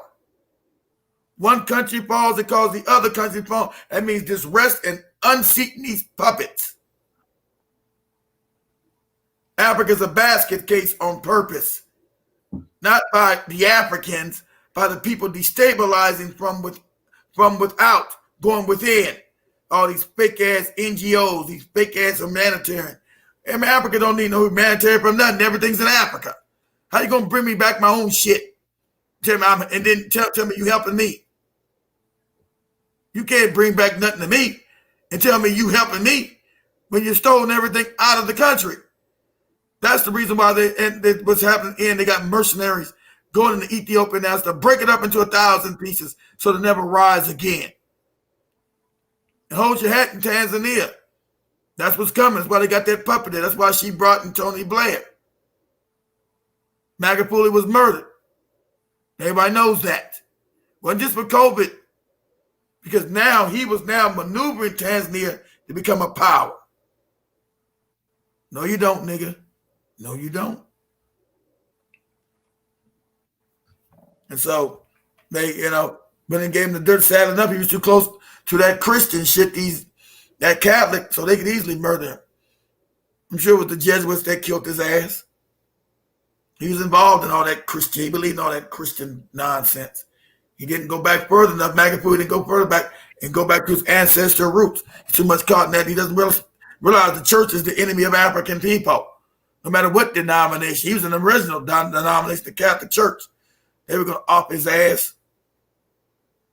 So, that's what's going on in Ethiopia. Break it up. Shatter it. Care about no murder, no children, and no women. Let them all die. Fuck them. And so you'll get lies from their media. You got the African Union there, which is a do-nothing organization. Why it's doing nothing. Has no power. Wasn't created to have any power. It's all window dressing and nonsense. And so, hopefully, I would go in and you think I'm joking. I would go and murder every motherfucker up there. See, this one you got to be brutal. I got to be I'll be brutal. Because if you don't, you're going to lose the country. You got to be a war general. You got to be brutal. Because Europeans are coming to break up the rest of it. They've already broke it up through Eritrea and Djibouti. Those are not real countries. That was Ethiopia proper. Ethiopia doesn't have no access to what? The seas. See? So they destroyed them as a naval power. That's on purpose. How can we chip away at this one country we never could take over? So they destroyed them as a naval power because they have no access to the ocean no more. With this fake-ass Eritrea, this fake-ass Djibouti, which is Ethiopia proper, Abyssinia. So it's the way to go in and break it completely apart. Have all to make it weak. This is the Tigray region. This is this region. Fuck all that. You'll get down and you'll lay down. I'll murder everybody up in there. I'm not gonna allow Ethiopia to be broke apart. You'll get down and you'll lay down. You'll get the fuck out the country. I don't care if you go to Sudan, Somalia, whatever. I'll kill every Tigray up in there. It'll be open, brutal. I won't allow no dissent. Because I say this is my legacy of making Africa a power again. I don't give a fuck who dies. There's no such thing as death anyway. I don't give a fuck who dies. Africa's going to get off its knees. I'm going to be the one to do it. Stand in the way, I'm going to kill you. You unite with other foreign countries and Europeans, I'm going to murder you in your bed. Tell me about your kids and the kid. Fuck the babies. I'm going to kill them. Get out the country. Get out. I'm not going to allow Ethiopia to be broken apart. Not going to do it. If Kenya did this would be happening in Kenya. They would take all the tribes in Kenya and put them against each other so they break up Kenya. If Kenya was actually trying to create power for Kenyans, they'd break it apart. Kenya's not peaceful at all. Kenya's another powder keg because of the tribalism. I come in and do any kind of election in Kenya, everybody's going to go to their immediate tribes, start fighting. Powder keg. Kenya tries to build into a real breakaway from Europe and really build. You're going to see agents come in and destabilize Kenya. They will come in, hey, you're Kura, you're Lua. They don't even like you. They're taking all the resources from the country. They're doing what? Let me arm you. Let me get some guns in your hands. Let me arm you. Yeah, we got to get some guns. We got to get armed. So those are easy things to prey upon. And that's what's happening in Ethiopia right now. But I'll wipe every ethnic group. I'll wipe your ass. I don't give a fuck about no UN. That's a fake up, made up organization by white people. I'll wipe your ass out. And that's what had to be done. That's what Hannibal did. When they got control of Spain and other parts of North Africa, you wipe these people out. You'll be Carthaginian and you'll be nothing. That's what Africa's supposed to have, a strawman, all this confusion, all these goofy tribes. I'm not putting up with none of that dumb shit. You'll be Ethiopian and you'll cease to exist. You won't be Tigrayan, you won't be whatever. You'll be Ethiopian or you'll cease to exist. Period. It's just that simple.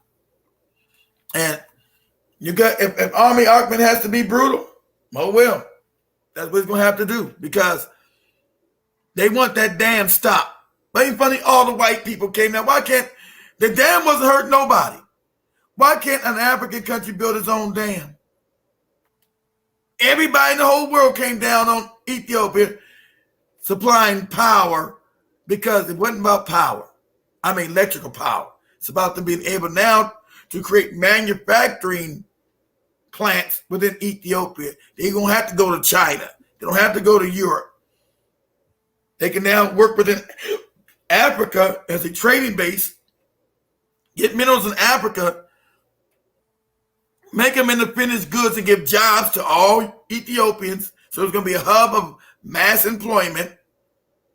No, but going to be a bunch of mass unemployment, mass employment, and these manufacturing goods would come out of Ethiopia, making it, and to have a real economy, real wealth means you must make something.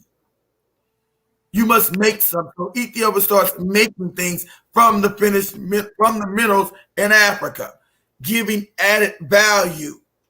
That's a no-no. Remember, the Europeans only have jobs because of the minerals that come out of Africa given to them for them to what? Make added value. Goods, these goods that they sell across the world. But those materials originate in Africa. People say, "Oh, look at my car with the Italian leather seats. Oh, it's so comfortable." That leather comes from Nigeria. Don't come from no fucking Italy. You don't know that. They take it from Africa Take it to Italy, then they built the chairs for the cars and this Italian leather. Oh, so comfortable. Oh, that don't come out of no Italy. Comes out of Africa. It just does the manufacturing in Africa to make into a finished product to have added value on it. That's what they're trying to stop. I said when he did this, it's going to be war. So Spike says 2 years. They said, oh, war's coming to Ethiopia. You already know it's coming. Go ahead, Spikes. And I see some comments from the brother Lando Winter, who's saying Ethiopia is about for the creation that land was done before they pushed them to the former South. I agree with that as well. And I also see another funny comment here by the brother saying that where is the Spikes hiding Northbones? It's you, man. You're a grown-ass man in Seattle somewhere behind your computer, and you're still having the time to ask where another man's Northbones are at. You must be proud of yourself. Anyhow, I do hope that this Ethiopia whole issue with Ethiopia gets sorted out, because at the end of the day, there is a whole lot of propaganda. Can't get sorted out without war. No, I'm saying there's a propaganda machine that they're deploying. They say the TPLF front has one thing. Yeah, there's a whole propaganda machine that they are using on the ground. So they say the TPLF has taken over the city, and then on the other side, they say that the federal government is also, beating the TPLF. There is a whole lot of chaos and confusion in the country as well. But they should go back and realize that this has to do with the takeover of the whole country. Whether you win as the TPLF or whether you win as the federal government, they want to dissolve your country so that you do not have anything to, move forward with. And therefore, in as much as people might say TPLF is taking ground, or the federal government is also winning ground, there is no winning sides. At the end of the day, both of them. Who's funding this TPLA? What it was called? Who's funding the Tigray? They don't got no money. They don't got no. I believe they might be funded from the outside, probably by Egypt or probably from forces outside. So that might be it. Probably from forces outside. They don't have any military. They don't have any manufacturing that get weapons and arms. So who's paying for it? It ain't them. So this is fighting coming from without to make sure. And it's also it's sending this also sending a message to any other puppet that wants to become a real leader. This also sending a message to other African countries. Don't you do it, nigga. Don't you do it. Stay in a puppet, get your little money, keep all your other people in poverty. We'll let you live okay, keep the other people in poverty. And that's why they finally went to Tanzania. Because Magufuli was go ahead, Spikes. That is the same thing they have done with other countries where anyone has come up from back in the days from Thomas Sankara. Anyone who is trying to do anything right for their people, that they're getting dealt with. And from there, you not even have any other leader. They will take you out in the daylight. We also do know of Muammar Gaddafi. Muammar Gaddafi recently, was it in 2011? When he was taken out and they killed him because he was trying to stabilize his country and make sure that people are getting value for their resources. Whether it's oil. Already stabilized. What he wanted to do was take all of Africa and unite it. I don't think it should be united under no Arabs, but you try to unite it and say we're not going to accept any more fake money. We need real gold or real assets for the materials in Africa, which the Europeans and Asians don't have. And so when Obama was in there, he was told by the Rothschilds, you go kill this fucking sand. They call them sand niggas. The white Arabs are sand nigga. You go kill these sand niggas. Go get them. Go call them a terrorist. We don't care what you do. Go in there, you kill his ass. We'll take over the country. The Tanzanian people are really, really peculiar because right now they are saying that they are getting affected by global warming. And I think they want to put in place a 1 week of prayer. They have said that the clergy needs to go to prayer and make sure that they are praying against global warming. They're religious nuts like all African people. They're religious nuts like all African people. That's why John Magufuli couldn't tell me science. He couldn't tell me, hey, the COVID test scientifically is wrong. He told him no. So, you got Islam and Christians say go to the God where you pray to Allah or you pray to Jesus. Go pray to that God and they'll say everything's okay. he couldn't tell them the scientific thing behind it because the Africans are scientific moron right now. So, as much as you might try to explain what's going on, they are saying that they will need like a couple of days of a praying, which has been announced by the president. right there in their country. But I'm hoping that people also get to wake up and find out, the truth for themselves. And I also want to applaud Dr. Mombi for putting in some work and also getting to tell people what is happening with Ethiopia right now.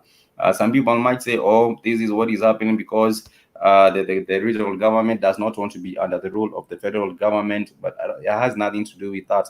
It also has to do with exterior forces that are also putting in place more pressure on these in the country and making sure that it just gets to implode at the end of the day. And that is, yes, some goofy religious nonsense. That is what is going on right now with Tanzania and also Africa, the continent at large. You might say it's Tanzania, but it's everywhere else on the continent where things are just going crazy.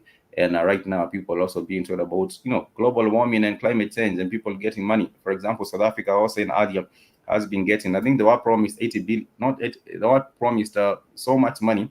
And they were told that if they stop using coal, then these other European countries will be paying them not to use coal in their country. And of course, South Africa is considered the most industrialized African country. So they would need to still use coal to propel their industries. But now they have been told that they are getting a deal, and they are being asked not to use our coal anymore, so that they can get the money in exchange. And you will find these leaders accepting that because they will get the money and use it, divide it among us a few political elite there, and after that everything else goes slow in South Africa, so that there is no more employment opportunities from manufacturing. There is no more opportunities also from the energy sector. That would be a bit of a problem, but people are already buying into that from these conference that did happen, the COP26. That was some of the deliberations made that South Africa will be getting some money so that they can stop using coal. Well, the same countries that are giving you the money are allowed to continue using coal. South Africa will continue using coal. I'm saying China will continue using coal. The USA will continue using coal. Australia will continue using coal, but they will tell you they have money to give you so that you stop using coal in your own country and industrialize in your own country. Let me share this real quick. I get a brother Craig to understand with power that the African is a moron. People get mad when I say that, just the fact. Nobody get mad and I tell the truth. So let me hear Kimmy Ethics tell the truth. Damn, am I messed up? No. Probably wasn't. Yeah, my messing up though. It's this computer. It's old. It's gotta go. It does. It means it's gonna go black on me. I probably go out. Can you still hear me, Spikes? I can hear you. You're good. Okay. I can hear you. All right, because it means when it does this, it means my computer gonna go black. Probably frozen. It's probably just frozen.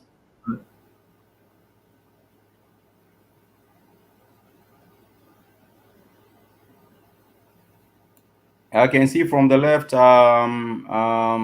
sculpture, all of that. What do you call it? Yeah, from the left. Showing the white man step on the African great head. Achievement that they did. Here we go. They drove out of Africa melanin. And then they claim to be us. They claim they got this white man step on the African head. And they claim that this African man is them too. That's what they do, psychopath. But you'll tell you about power, how you lost. How the African is now a scientific moron. Like I said, we say that. There's no science. Recessive neonates. This is also the true meaning behind this statue of Napoleon's right-hand man, so-called father of Egyptology, having his left foot on top of the head and statue of the great Nebangis Ramesses II's head, proving once more that if ever a European tells you that ancient Egyptians were Europeans, they are lying. Show them this image. This is the reason why we have to understand that the Tamahu, who were called invaders, or Heka Kaset, were followers of the spirit of Shata or Set. And also that word, the Kamitic word, Heka Kaset, which comes from the word created red people. Created white people. They were referred to as such because their blood. No, they would call that. They would call created white people because they were created. That's something you don't got right, Kimmy. They would call that because their blood vessels showed through their bodies. That had nothing to do with that. They would call created white people because they were created. vessels showed through their depigmented skin they had no melanin. Let us deal with this topic. We must understand they have more than power. What is power? Did we have power? Did we abuse our power? Do you need power?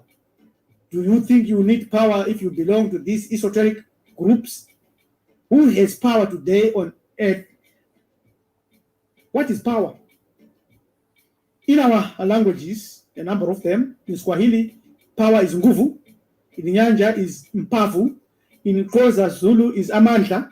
Yoruba is agbara. In Igbo is ike. In Chishona or Chikaranga is simba.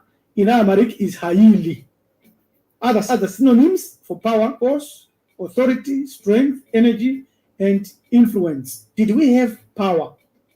This image is from the tomb of 31 of our peoples of the world, a Libyan who is Tamahu, not indigenous, original Libyan. Remember this.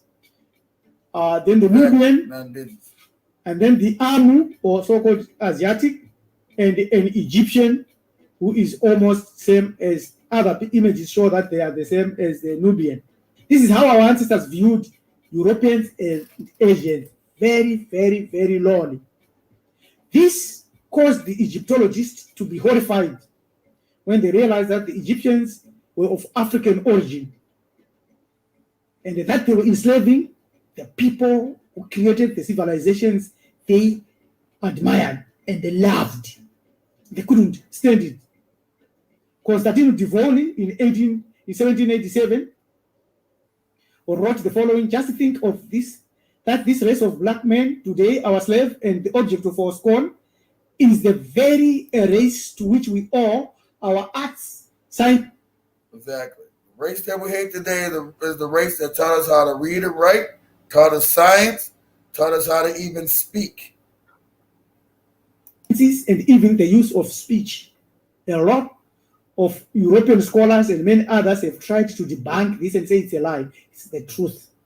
There are many sources which deal with the subject of the race of the Tamahu, but we've already defined them, which is the name our ancient ancestors gave to Europeans who were clearly depicted with white skin as the modern Europeans are today. We have got many other genetic factors that we have proved that European evolved recently. Did we abuse our power? Yes, we did. And that's how we lost that power. And that's how the European rose to the top. Because we started to rot from within. Read this banner by Mr. E. Motep. It will tell you. We started to rot from within due to too much power and familiarity with greatness. Anything that becomes too much burns out and fades. We took our spirituality for granted, and in the process, we became arrogant and our ego grew too big. And when the people that were not supposed to learn our history, the Persians, the Greco-Romans, the Europeans came and we gave them education in African universities, which was a great taboo. It is. You weren't supposed to educate none of these fucking white people, but you did it to our detriment.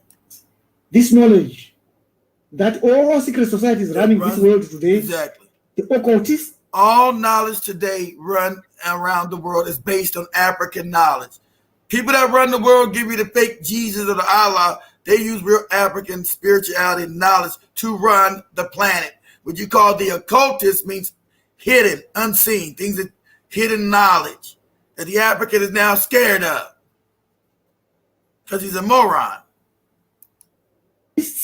And the channelers who are channeling other forces from interdimensions are ruling the earth. The basis of modern power is coercive, reward power, legitimate power, expert power, referent power. Our ancestral mode of power was based on Maati. The pharaoh's duty was to defend Maati in order to maintain and restore order. Certain pharaohs became absolute rulers because they believed that they were very close to the divinities. And by so means, they then invited calamity on us. And our pyramidal divine structure of power collapsed. And today, we are suffering because of that. Let us understand this issue of power from another perspective, a very interesting and revealing perspective. What is power? According to Talcott Parsons, who argues that power is not a matter of social cohesion and domination. Oh, what is it then? Instead, he says power flows from a social system's potential to coordinate human activity and the resources to accomplish goals. Emphasis is ours here. Parsons' view is sometimes called the variable sum approach. Very, very important if you want to understand how this world is being run and how those who are running this world are running it. This approach is opposed to other views which see power as constant sum. In Parsons' view, power is not constant or fixed, but capable of increasing or decreasing. Exactly. Very correct. Exactly. Powers decreased and collapsed. We now want to show some ways how Europeans who were down on the last rung when our ancestors ruled this earth rose to the top. We must realize that they intend to stay there by any means. By any means necessary, even to the point of microchipping humanity to do that. They aren't shouting about this, but let us understand they have. Now, what he's saying is correct. You must understand by any means they plan to stay on the top. Yeah. They replaced you, and now you're on the bottom. And by any means, not about fair, you think everything's fair. By any means, the European, that's what you're seeing in Ethiopia, plans to remain on the top by any means. Rape, pillage, kill, lies, deceit. African must come to terms with this and act accordingly. I've always said this. And me being a warrior, the warrior is never the polite person in the room. I'm rude. I come in and break shit. So that's why when wars end, warriors got to go away because we're not supposed to be in polite society because we're too brash. We're too abrupt, too rude. So when polite society goes away, I'll go away. When we get rude, there won't be no need for me. Have more than power. They have us lock, stock, and a barrel. They have got more than power. So how do they intend to use their power? Check it out. And how do they maintain their power? How do they get their power? Tend to be us. Through fraudulent activities. Our ancestors had massive power, which was envy. You finally learned this, Kimmy. I've been said that they replaced us with them. They've stolen everything and us pretend to be us. It's craziest cat shit. The Africans, they don't even fight it no more. These people are not us. They show these people the history. That's us, not them. They've stolen our history, our morale. It's crazy. By others who use tricks and brutal force to overthrow our civilizations. The current races that have taken over our power on the earth totally believe in their fraudulent activities. Exactly. They believe in the fraud. And their fraudulent claim to history. And this is their driver in their beliefs. And they teach their descendants these lies. And their descendants believe these lies. It's shocking, really. They continuously to go on to deliberately discredit our own ancestral images and statues, knocking the noses off for spiritual and physical maintenance of that power. As long as we do not maintain this, as long as we do not restore this and apologize to our ancestors about this, we are in dire straits. Historical, they go on to whitewash, and the millions of melanin-dominant human beings believe these lies. This is in Parsons' view, that they have to maintain their goal and appropriate our culture. Exactly. Then they go to lie outrightly and say Egyptians are more closely related to Europeans themselves now. Yeah, lying. Than modern Egyptian. That's what I told you. It's not a little thing when they appropriate your culture. That's them wiping you out genetically. That's what I told you when they sing your music and appropriate, we're just doing black music and all this other shit. That's them erasing you. You understand the war within? They appropriate your culture, then they erase you. Or they make a cartoon out of you, like they did the Tasmanians, got Tasmanian devil cartoon. When they appropriate your cultures, when they try to genocide you. So it's not a little thing when these psychopaths claim to be us and whitewash our history. And that's what they've been doing. Because the objective is always to get Africa without the African. And for global genocide of us as a people. Than modern Egyptians, scientific pain. They are even taking that away from even the people that live in Egypt today, the white Arabs from Turkey. Here again, they say the surprising ancestry of ancient Egyptians, first ever genome study of mummies, which they take the mummies of the later dynasties, the Romans and the Persians, reveals they were more Turkish and European than African. That the African, if he hears this, he say, "Oh yeah, I've got a lot of African, especially Hebrew Israelite brothers, that think that this is true." But how did they actually get this power so that they could go into Kemet and they dismiss our ancestry and the statues? It was due to superior technology. Where? With our spears, bows, and arrows, knobkerries, and stones, we could not stand on equal ground with these. They vanquished us without any problems. Let us look at how this came about.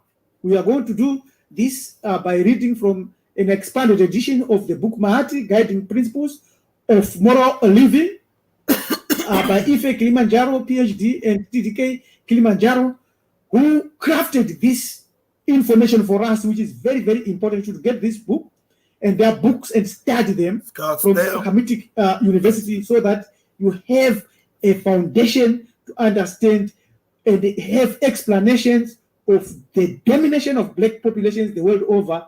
Is never easy if you do not understand some of the basics that we are sharing here. Looking at Africa, the most material-rich continent in the world, and yet the poorest and most backward is clear. Now let's be honest. What is missing? Now let's be honest. The richest country, which is the truth, richest continent, but yet the people are the poorest and the most backward. And when I tell Joe, when they get mad, I'm saying you get mad, but I got to be truthful. You get mad when I tell the truth that the African is backward and moronic. That's a fact. And glad Kimmy is telling the truth. And it's clear what is missing. Scientific knowledge, know-how, exactly. African has been caught up in goopy religious shit and completely backward and moronic. And it's been a problem for generations now.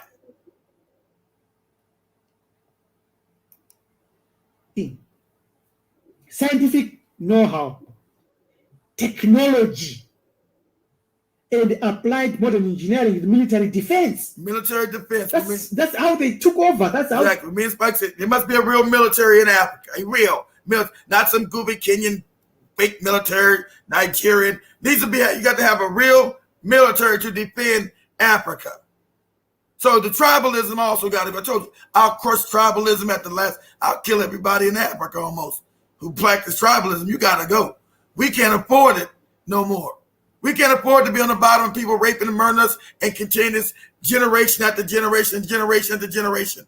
We can't continue this moronic foolishness at the expense of later generations being born.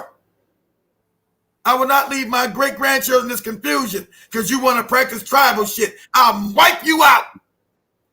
I would like to get the commentary from the brother Lando Winter. You say the planet has a celestial cycle that of order that exists in 5,000 years, which is one golden year. And when the tilt reaches its peak, then chaos takes over. Yeah, and that is a whole long cycle, but things go back the same. You know, right now we might be getting up, but at some point, even 25,000 years, when we were getting to a decline, the Moors was trying to put in place, you know, systems or ways in which people could still be able to survive the next coming phase. But the way we are surviving is a bit difficult. You know, the Moors were trying to just make sure that there is a bit of a knowledge still going on. People still have some light before the dark comes in. But this 25,000 year cycle, the Yuga cycle, I understand. But so it's coming up. That's why I get first. I know it's going to come back up. I'm like saying, we also got to implement these things, because if we don't, the European is trying to, you know what, right now, we're trying to genocide us now. So we're gonna have to help the Yuga cycle along, because if we don't do it, we'll be wiped out before we start waking back up. Africa right now, as a continent, is too moronic, it's too foolish, it's too backward, it's too ignorant, and we gotta accept that and have ways to move forward. Say, no, we can't accept the ignorance no more. We can't accept the backwardness. It's not funny. It's dangerous. Let's put our people as a global. I'll kill off a bunch of Africans to save the group. I don't give a shit. That's like Sister Zinga Sankara. The Queen Zinga Sankara said it. I'm saying the Queen Zinga Sankara said that he will not be dealing with the traitors. He actually dealt with them, and he cut even his brothers. She cut even the brothers. He killed the brothers. He was too weak. Exactly. Yeah. She killed her own brothers. He was too weak to rule. We can't wait for him to do so. He's too weak. They're Portuguese will kill us and enslave us all with my dumb brother on the throne. He's got to go. Hey, power. So I believe at the end of it, there has to be action going. Spikes. Go ahead, Spikes. No, I was just saying, continue playing our Kamatarix. Going to commercial with this commercial. I think the computer might have froze. Oh, there's a commercial right there. Yeah. But I do get to appreciate what the brother is putting together, because he has been trying to, get the information from various ends and also bringing it together so that it can be digestible for the common African. Because, like you were saying, most of the African wants to be just embroiled in ignorance and not even go do their own research or find out anything for themselves. Which is what has been the detriment of our people. People not being able to think critically or understand anything or even go out and search for information. People just want to take what has been put there by the Mzungu. And when the Mzungu comes up, they always make themselves the superhero of the story. Yeah. And everything else fails. Yeah. Exactly right, Spikes. How do you do? Yep.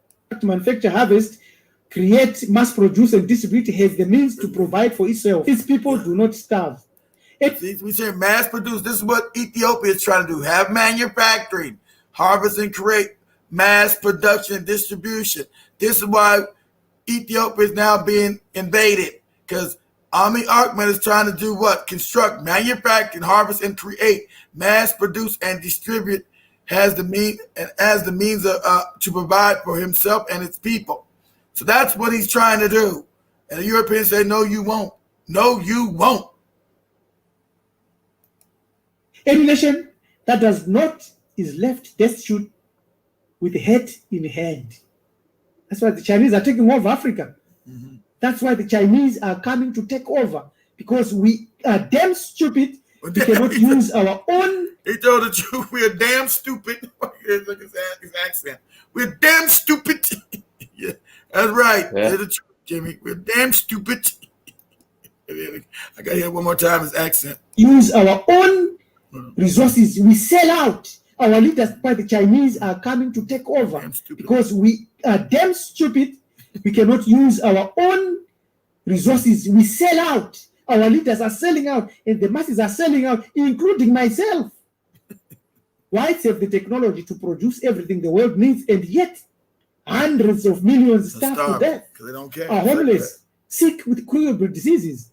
Blacks have the most mineral wealth in the world, and yet the poorest people in the world.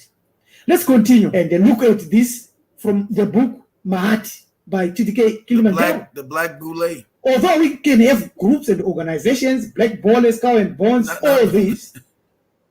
Not the Black Bows. That's the Black Boule, Kimmy. These are no good Negroes over here. It's not Bows, Black Boule. These are the no good Negroes. You might organize a meet and greet in South Africa or in Zimbabwe, and he will just say the white Boulets. That's what it is. These are Black Boule. These are your handkerchief head Negroes who have sold out black people. They're controlled. And he's talking about from Los Atlantis Babel or some other kind of silly nonsense. One thing is certain. Others victimize, brutalize, cheat, rape, rob, invade, conquer, and enslave, and destroy African people. That's a fact no matter where he's at on the planet. And that's a fact. You see, the Africans become a complete moron. And this is what this guy said in this book, and he's right. Because you don't unite, and no matter where you sit, I don't care where you're at, Kenya, me in Florida, white people have got the power now to victimize, brutalize, cheat, rape, rob, slave, conquer, enslave, and destroy Africans anywhere in the world because they can and they are able. They have the means, they have the power to do so. Power is not money for they print the money. Exactly. Power is not the money with their faces on it and mint the gold and silver. They historically forced Africans and other people of color to mine. They make up the gods. Now, this is what you point. I'm going to read this instead of him reading it. They make up the gods, the religions, and the myths. They write and print the Bibles, the Qurans, the Torahs, and the Torahs. They make the nuclear weapons of mass destruction to kill you. They plan the system that enslave and conquer you. They make the laws up as they go along. Exactly, it's why them I say so.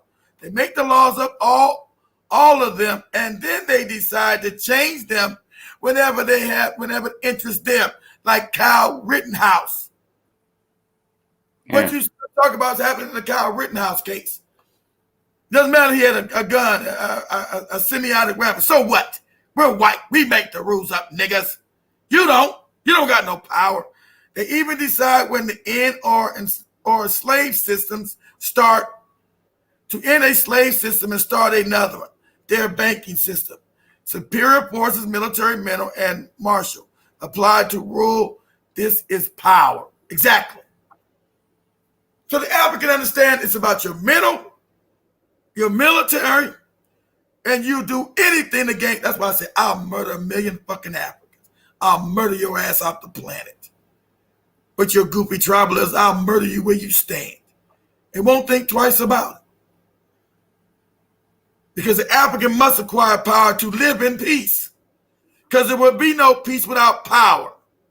Africans let us say, I wish they'd bring peace. I wish there'd be peace there. There will be no peace without power. I agree 100% on that, but I always keep on saying it's like the African is afraid of yielding power. You know, they want to stay as far away from power as they can, and even when it comes to power, they want to get the symbolism or the symbolic, what can I say, the symbols of power, not the power itself. You know, you might be told we are building you a monument that will be showing you one of your icons. For example, Kimathi, you might build me a symbolism, a statue of a Kimathi. That does not take away from from white power. And therefore, that is just symbolic, but nonetheless, that is where our people have gotten to right now. Brother Lando, you're saying our ancestors gave us a way to exist during the celestial decline, but I think I missed a comment. But our disobedience followed lowered vibration creatures. That's our demise. And as Isani says, low vibrations must leave, which includes our people who refuse to wake up. So change will be by force, and they are all caught up in the matrix. And also the brother says the laws created by these lower vibration entities were created to subject us to their parasitism system. Yeah, for them it's death, destruction, and also dominating. If they are not able to achieve those three agendas, they either kill you, which is death, or they either dominate you fully, which is one of the things that they achieve, they aspire for. And also just death, destruction, just destroy everything and make sure that they are able to just seem as if it's them bringing order to the chaos, but it's them bringing chaos to the order. But nonetheless, we're almost running up. But I hope to get to appreciate everyone that was with us on the broadcast. Everyone that was with us on the broadcast. And Sister Donna C, you're saying it will be any more African generation if they keep letting China take over. I agree. You're saying that is fiction, but sent by the beast to be blind is dangerous as fuck. And our ancestors gave us a way to exist during celestial decline. I think I got that comment. And I also, I don't think the Chinese will be in any position to take over the rest of Africa because China's falling apart itself. Don't think we're any. I think they're not strong. Go, Spikes. They don't have food. You remember there's a story that. Oh, we lose Spikes.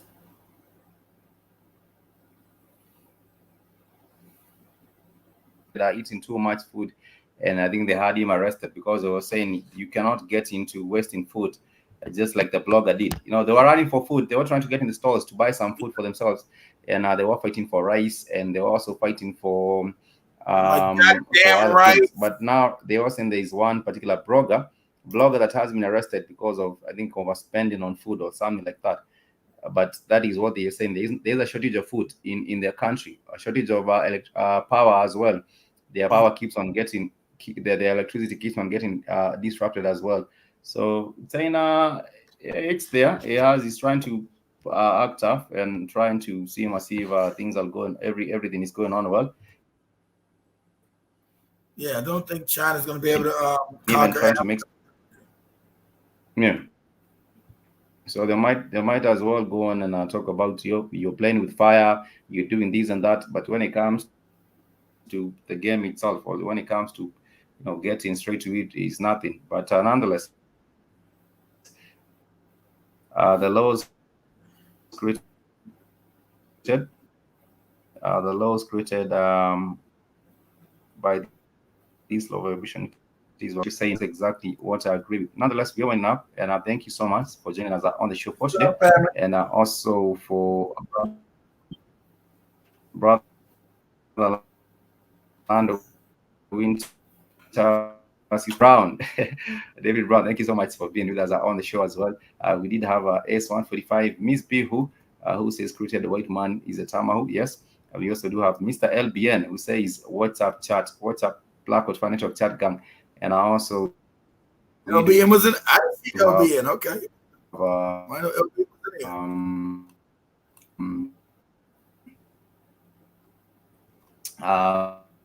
in as so himself, you might comments on the chat and I'll get it off your chest. Seems like you're trying to make some it's out that me talking about where is a the North Pole with us. You can still do that. I sent you a link. Just let us know what it's about, and I will see what's good with the comments you're making. And I do see also who else is with us. Sister Donna C, thank you so much. Stacy Thomas, Asante Sana. Who else is with us? Alanda Winter. Thank you so much for joining us. And Miss, I think I got that. Miss B, Mr. Albion, and who else? Sister Michelle. Thank you so much. Big. You can only hope that the Super Awakening is coming. I said the Awakening had to start coming. It's coming. We'll see if it's a Super Awakening. Big T right there. Yeah. And who else was with us? David Brown, like you said, Derek Askew, and everyone else on the show, General Mosquito. You thank you so much for joining us on the podcast. G-Man, if you still have anything to get off your chest, just join us on the link right there. Just bring it on. And I will know what you're asking about the like Spikes bonds. I don't know, something stupid right there from Seattle. But nonetheless, thank you so much to everyone that has been supporting the Blackout Fan Network. We appreciate you. And in case you would like also to say donate, go to Blackout 5 or Cash App, Mr. Blackout 5 at the bottom there. Go to the website, donate there. Everything's appreciated. We do. Always got to make sure Spikes has clean underwear. You can't do shows with dirty underwear. Absolutely. You can never do no shows with no dirty underwear. And that is what it is, family. Make sure you do donate on the network stream and help us stay on the airwaves right now.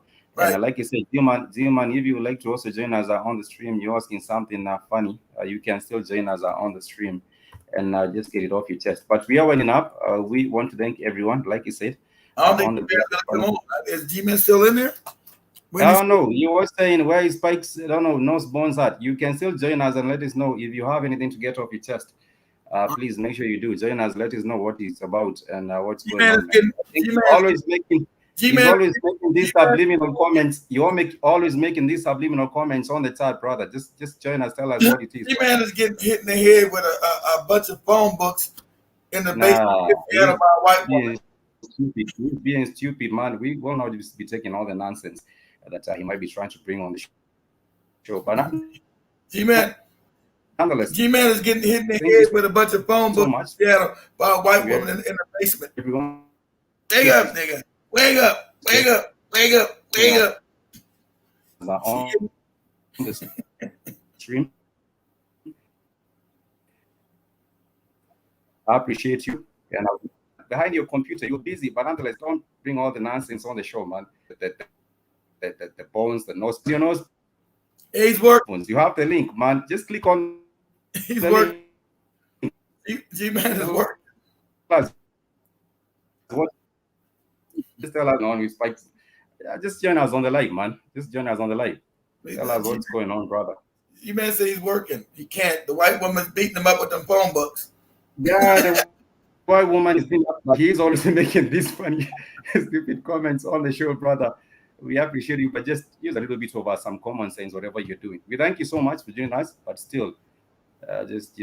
I know it was a joke. I think Spikes took it personal. I know he was. That was why Spikes took it personal. But I always see him making these funny comments.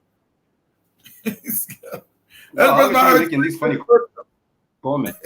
So if you have any, I've never heard Spikes opportunity. This is the first time, maybe it's a week. I've never heard Spikes ever get offended ever off a joke. No. You can only take too much nonsensical comments, and if it gets to that, then I always give you the platform to come up and say what it is. If your boss is there looking at whatever you're doing, please join us. Let us know this is what I don't like. This is what's going on. Spikes has never been sensitive. You know, I've never seen Spikes get mad, Tempo. I've never seen Spikes get mad over a joke. He said, no offense, Spikes. It's like I knew it was like a silly joke. I say more funny jokes to Spikes than if you would have a longer story to share. Then, Spikes, I'm tired of all that. He's waking up. Spikes, I'm tired of your shit. I'm tired of your shit. No, I'm just saying the link is always open. The link is always open to join us on the show and let us know what it is. But nonetheless, family, thank you so much for joining us on the broadcast. I just want to thank everyone for being with us on the show. About that life. Yeah, Spike's about that. Spike's gonna put strap a terror bomb and go to Seattle. What you say about a bone in my nose? Got these bombs. I'm just saying the platform is always open. I'm just saying the platform is always open. You can always step up and tell us what's going on, which is also wonderful. You can also let us know what's good. But thank you so much, family, for being with us. For being with us on the show as well. Spikes, go drink some Kenyan coffee or something. Calm down, Spikes. Calm down. Go get some tea up in you, brother.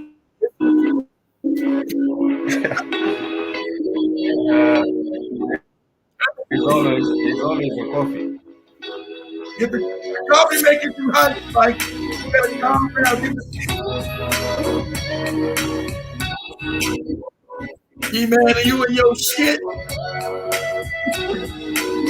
What's up, family? I never heard Spike get mad. That's funny. Yo, just get the brother.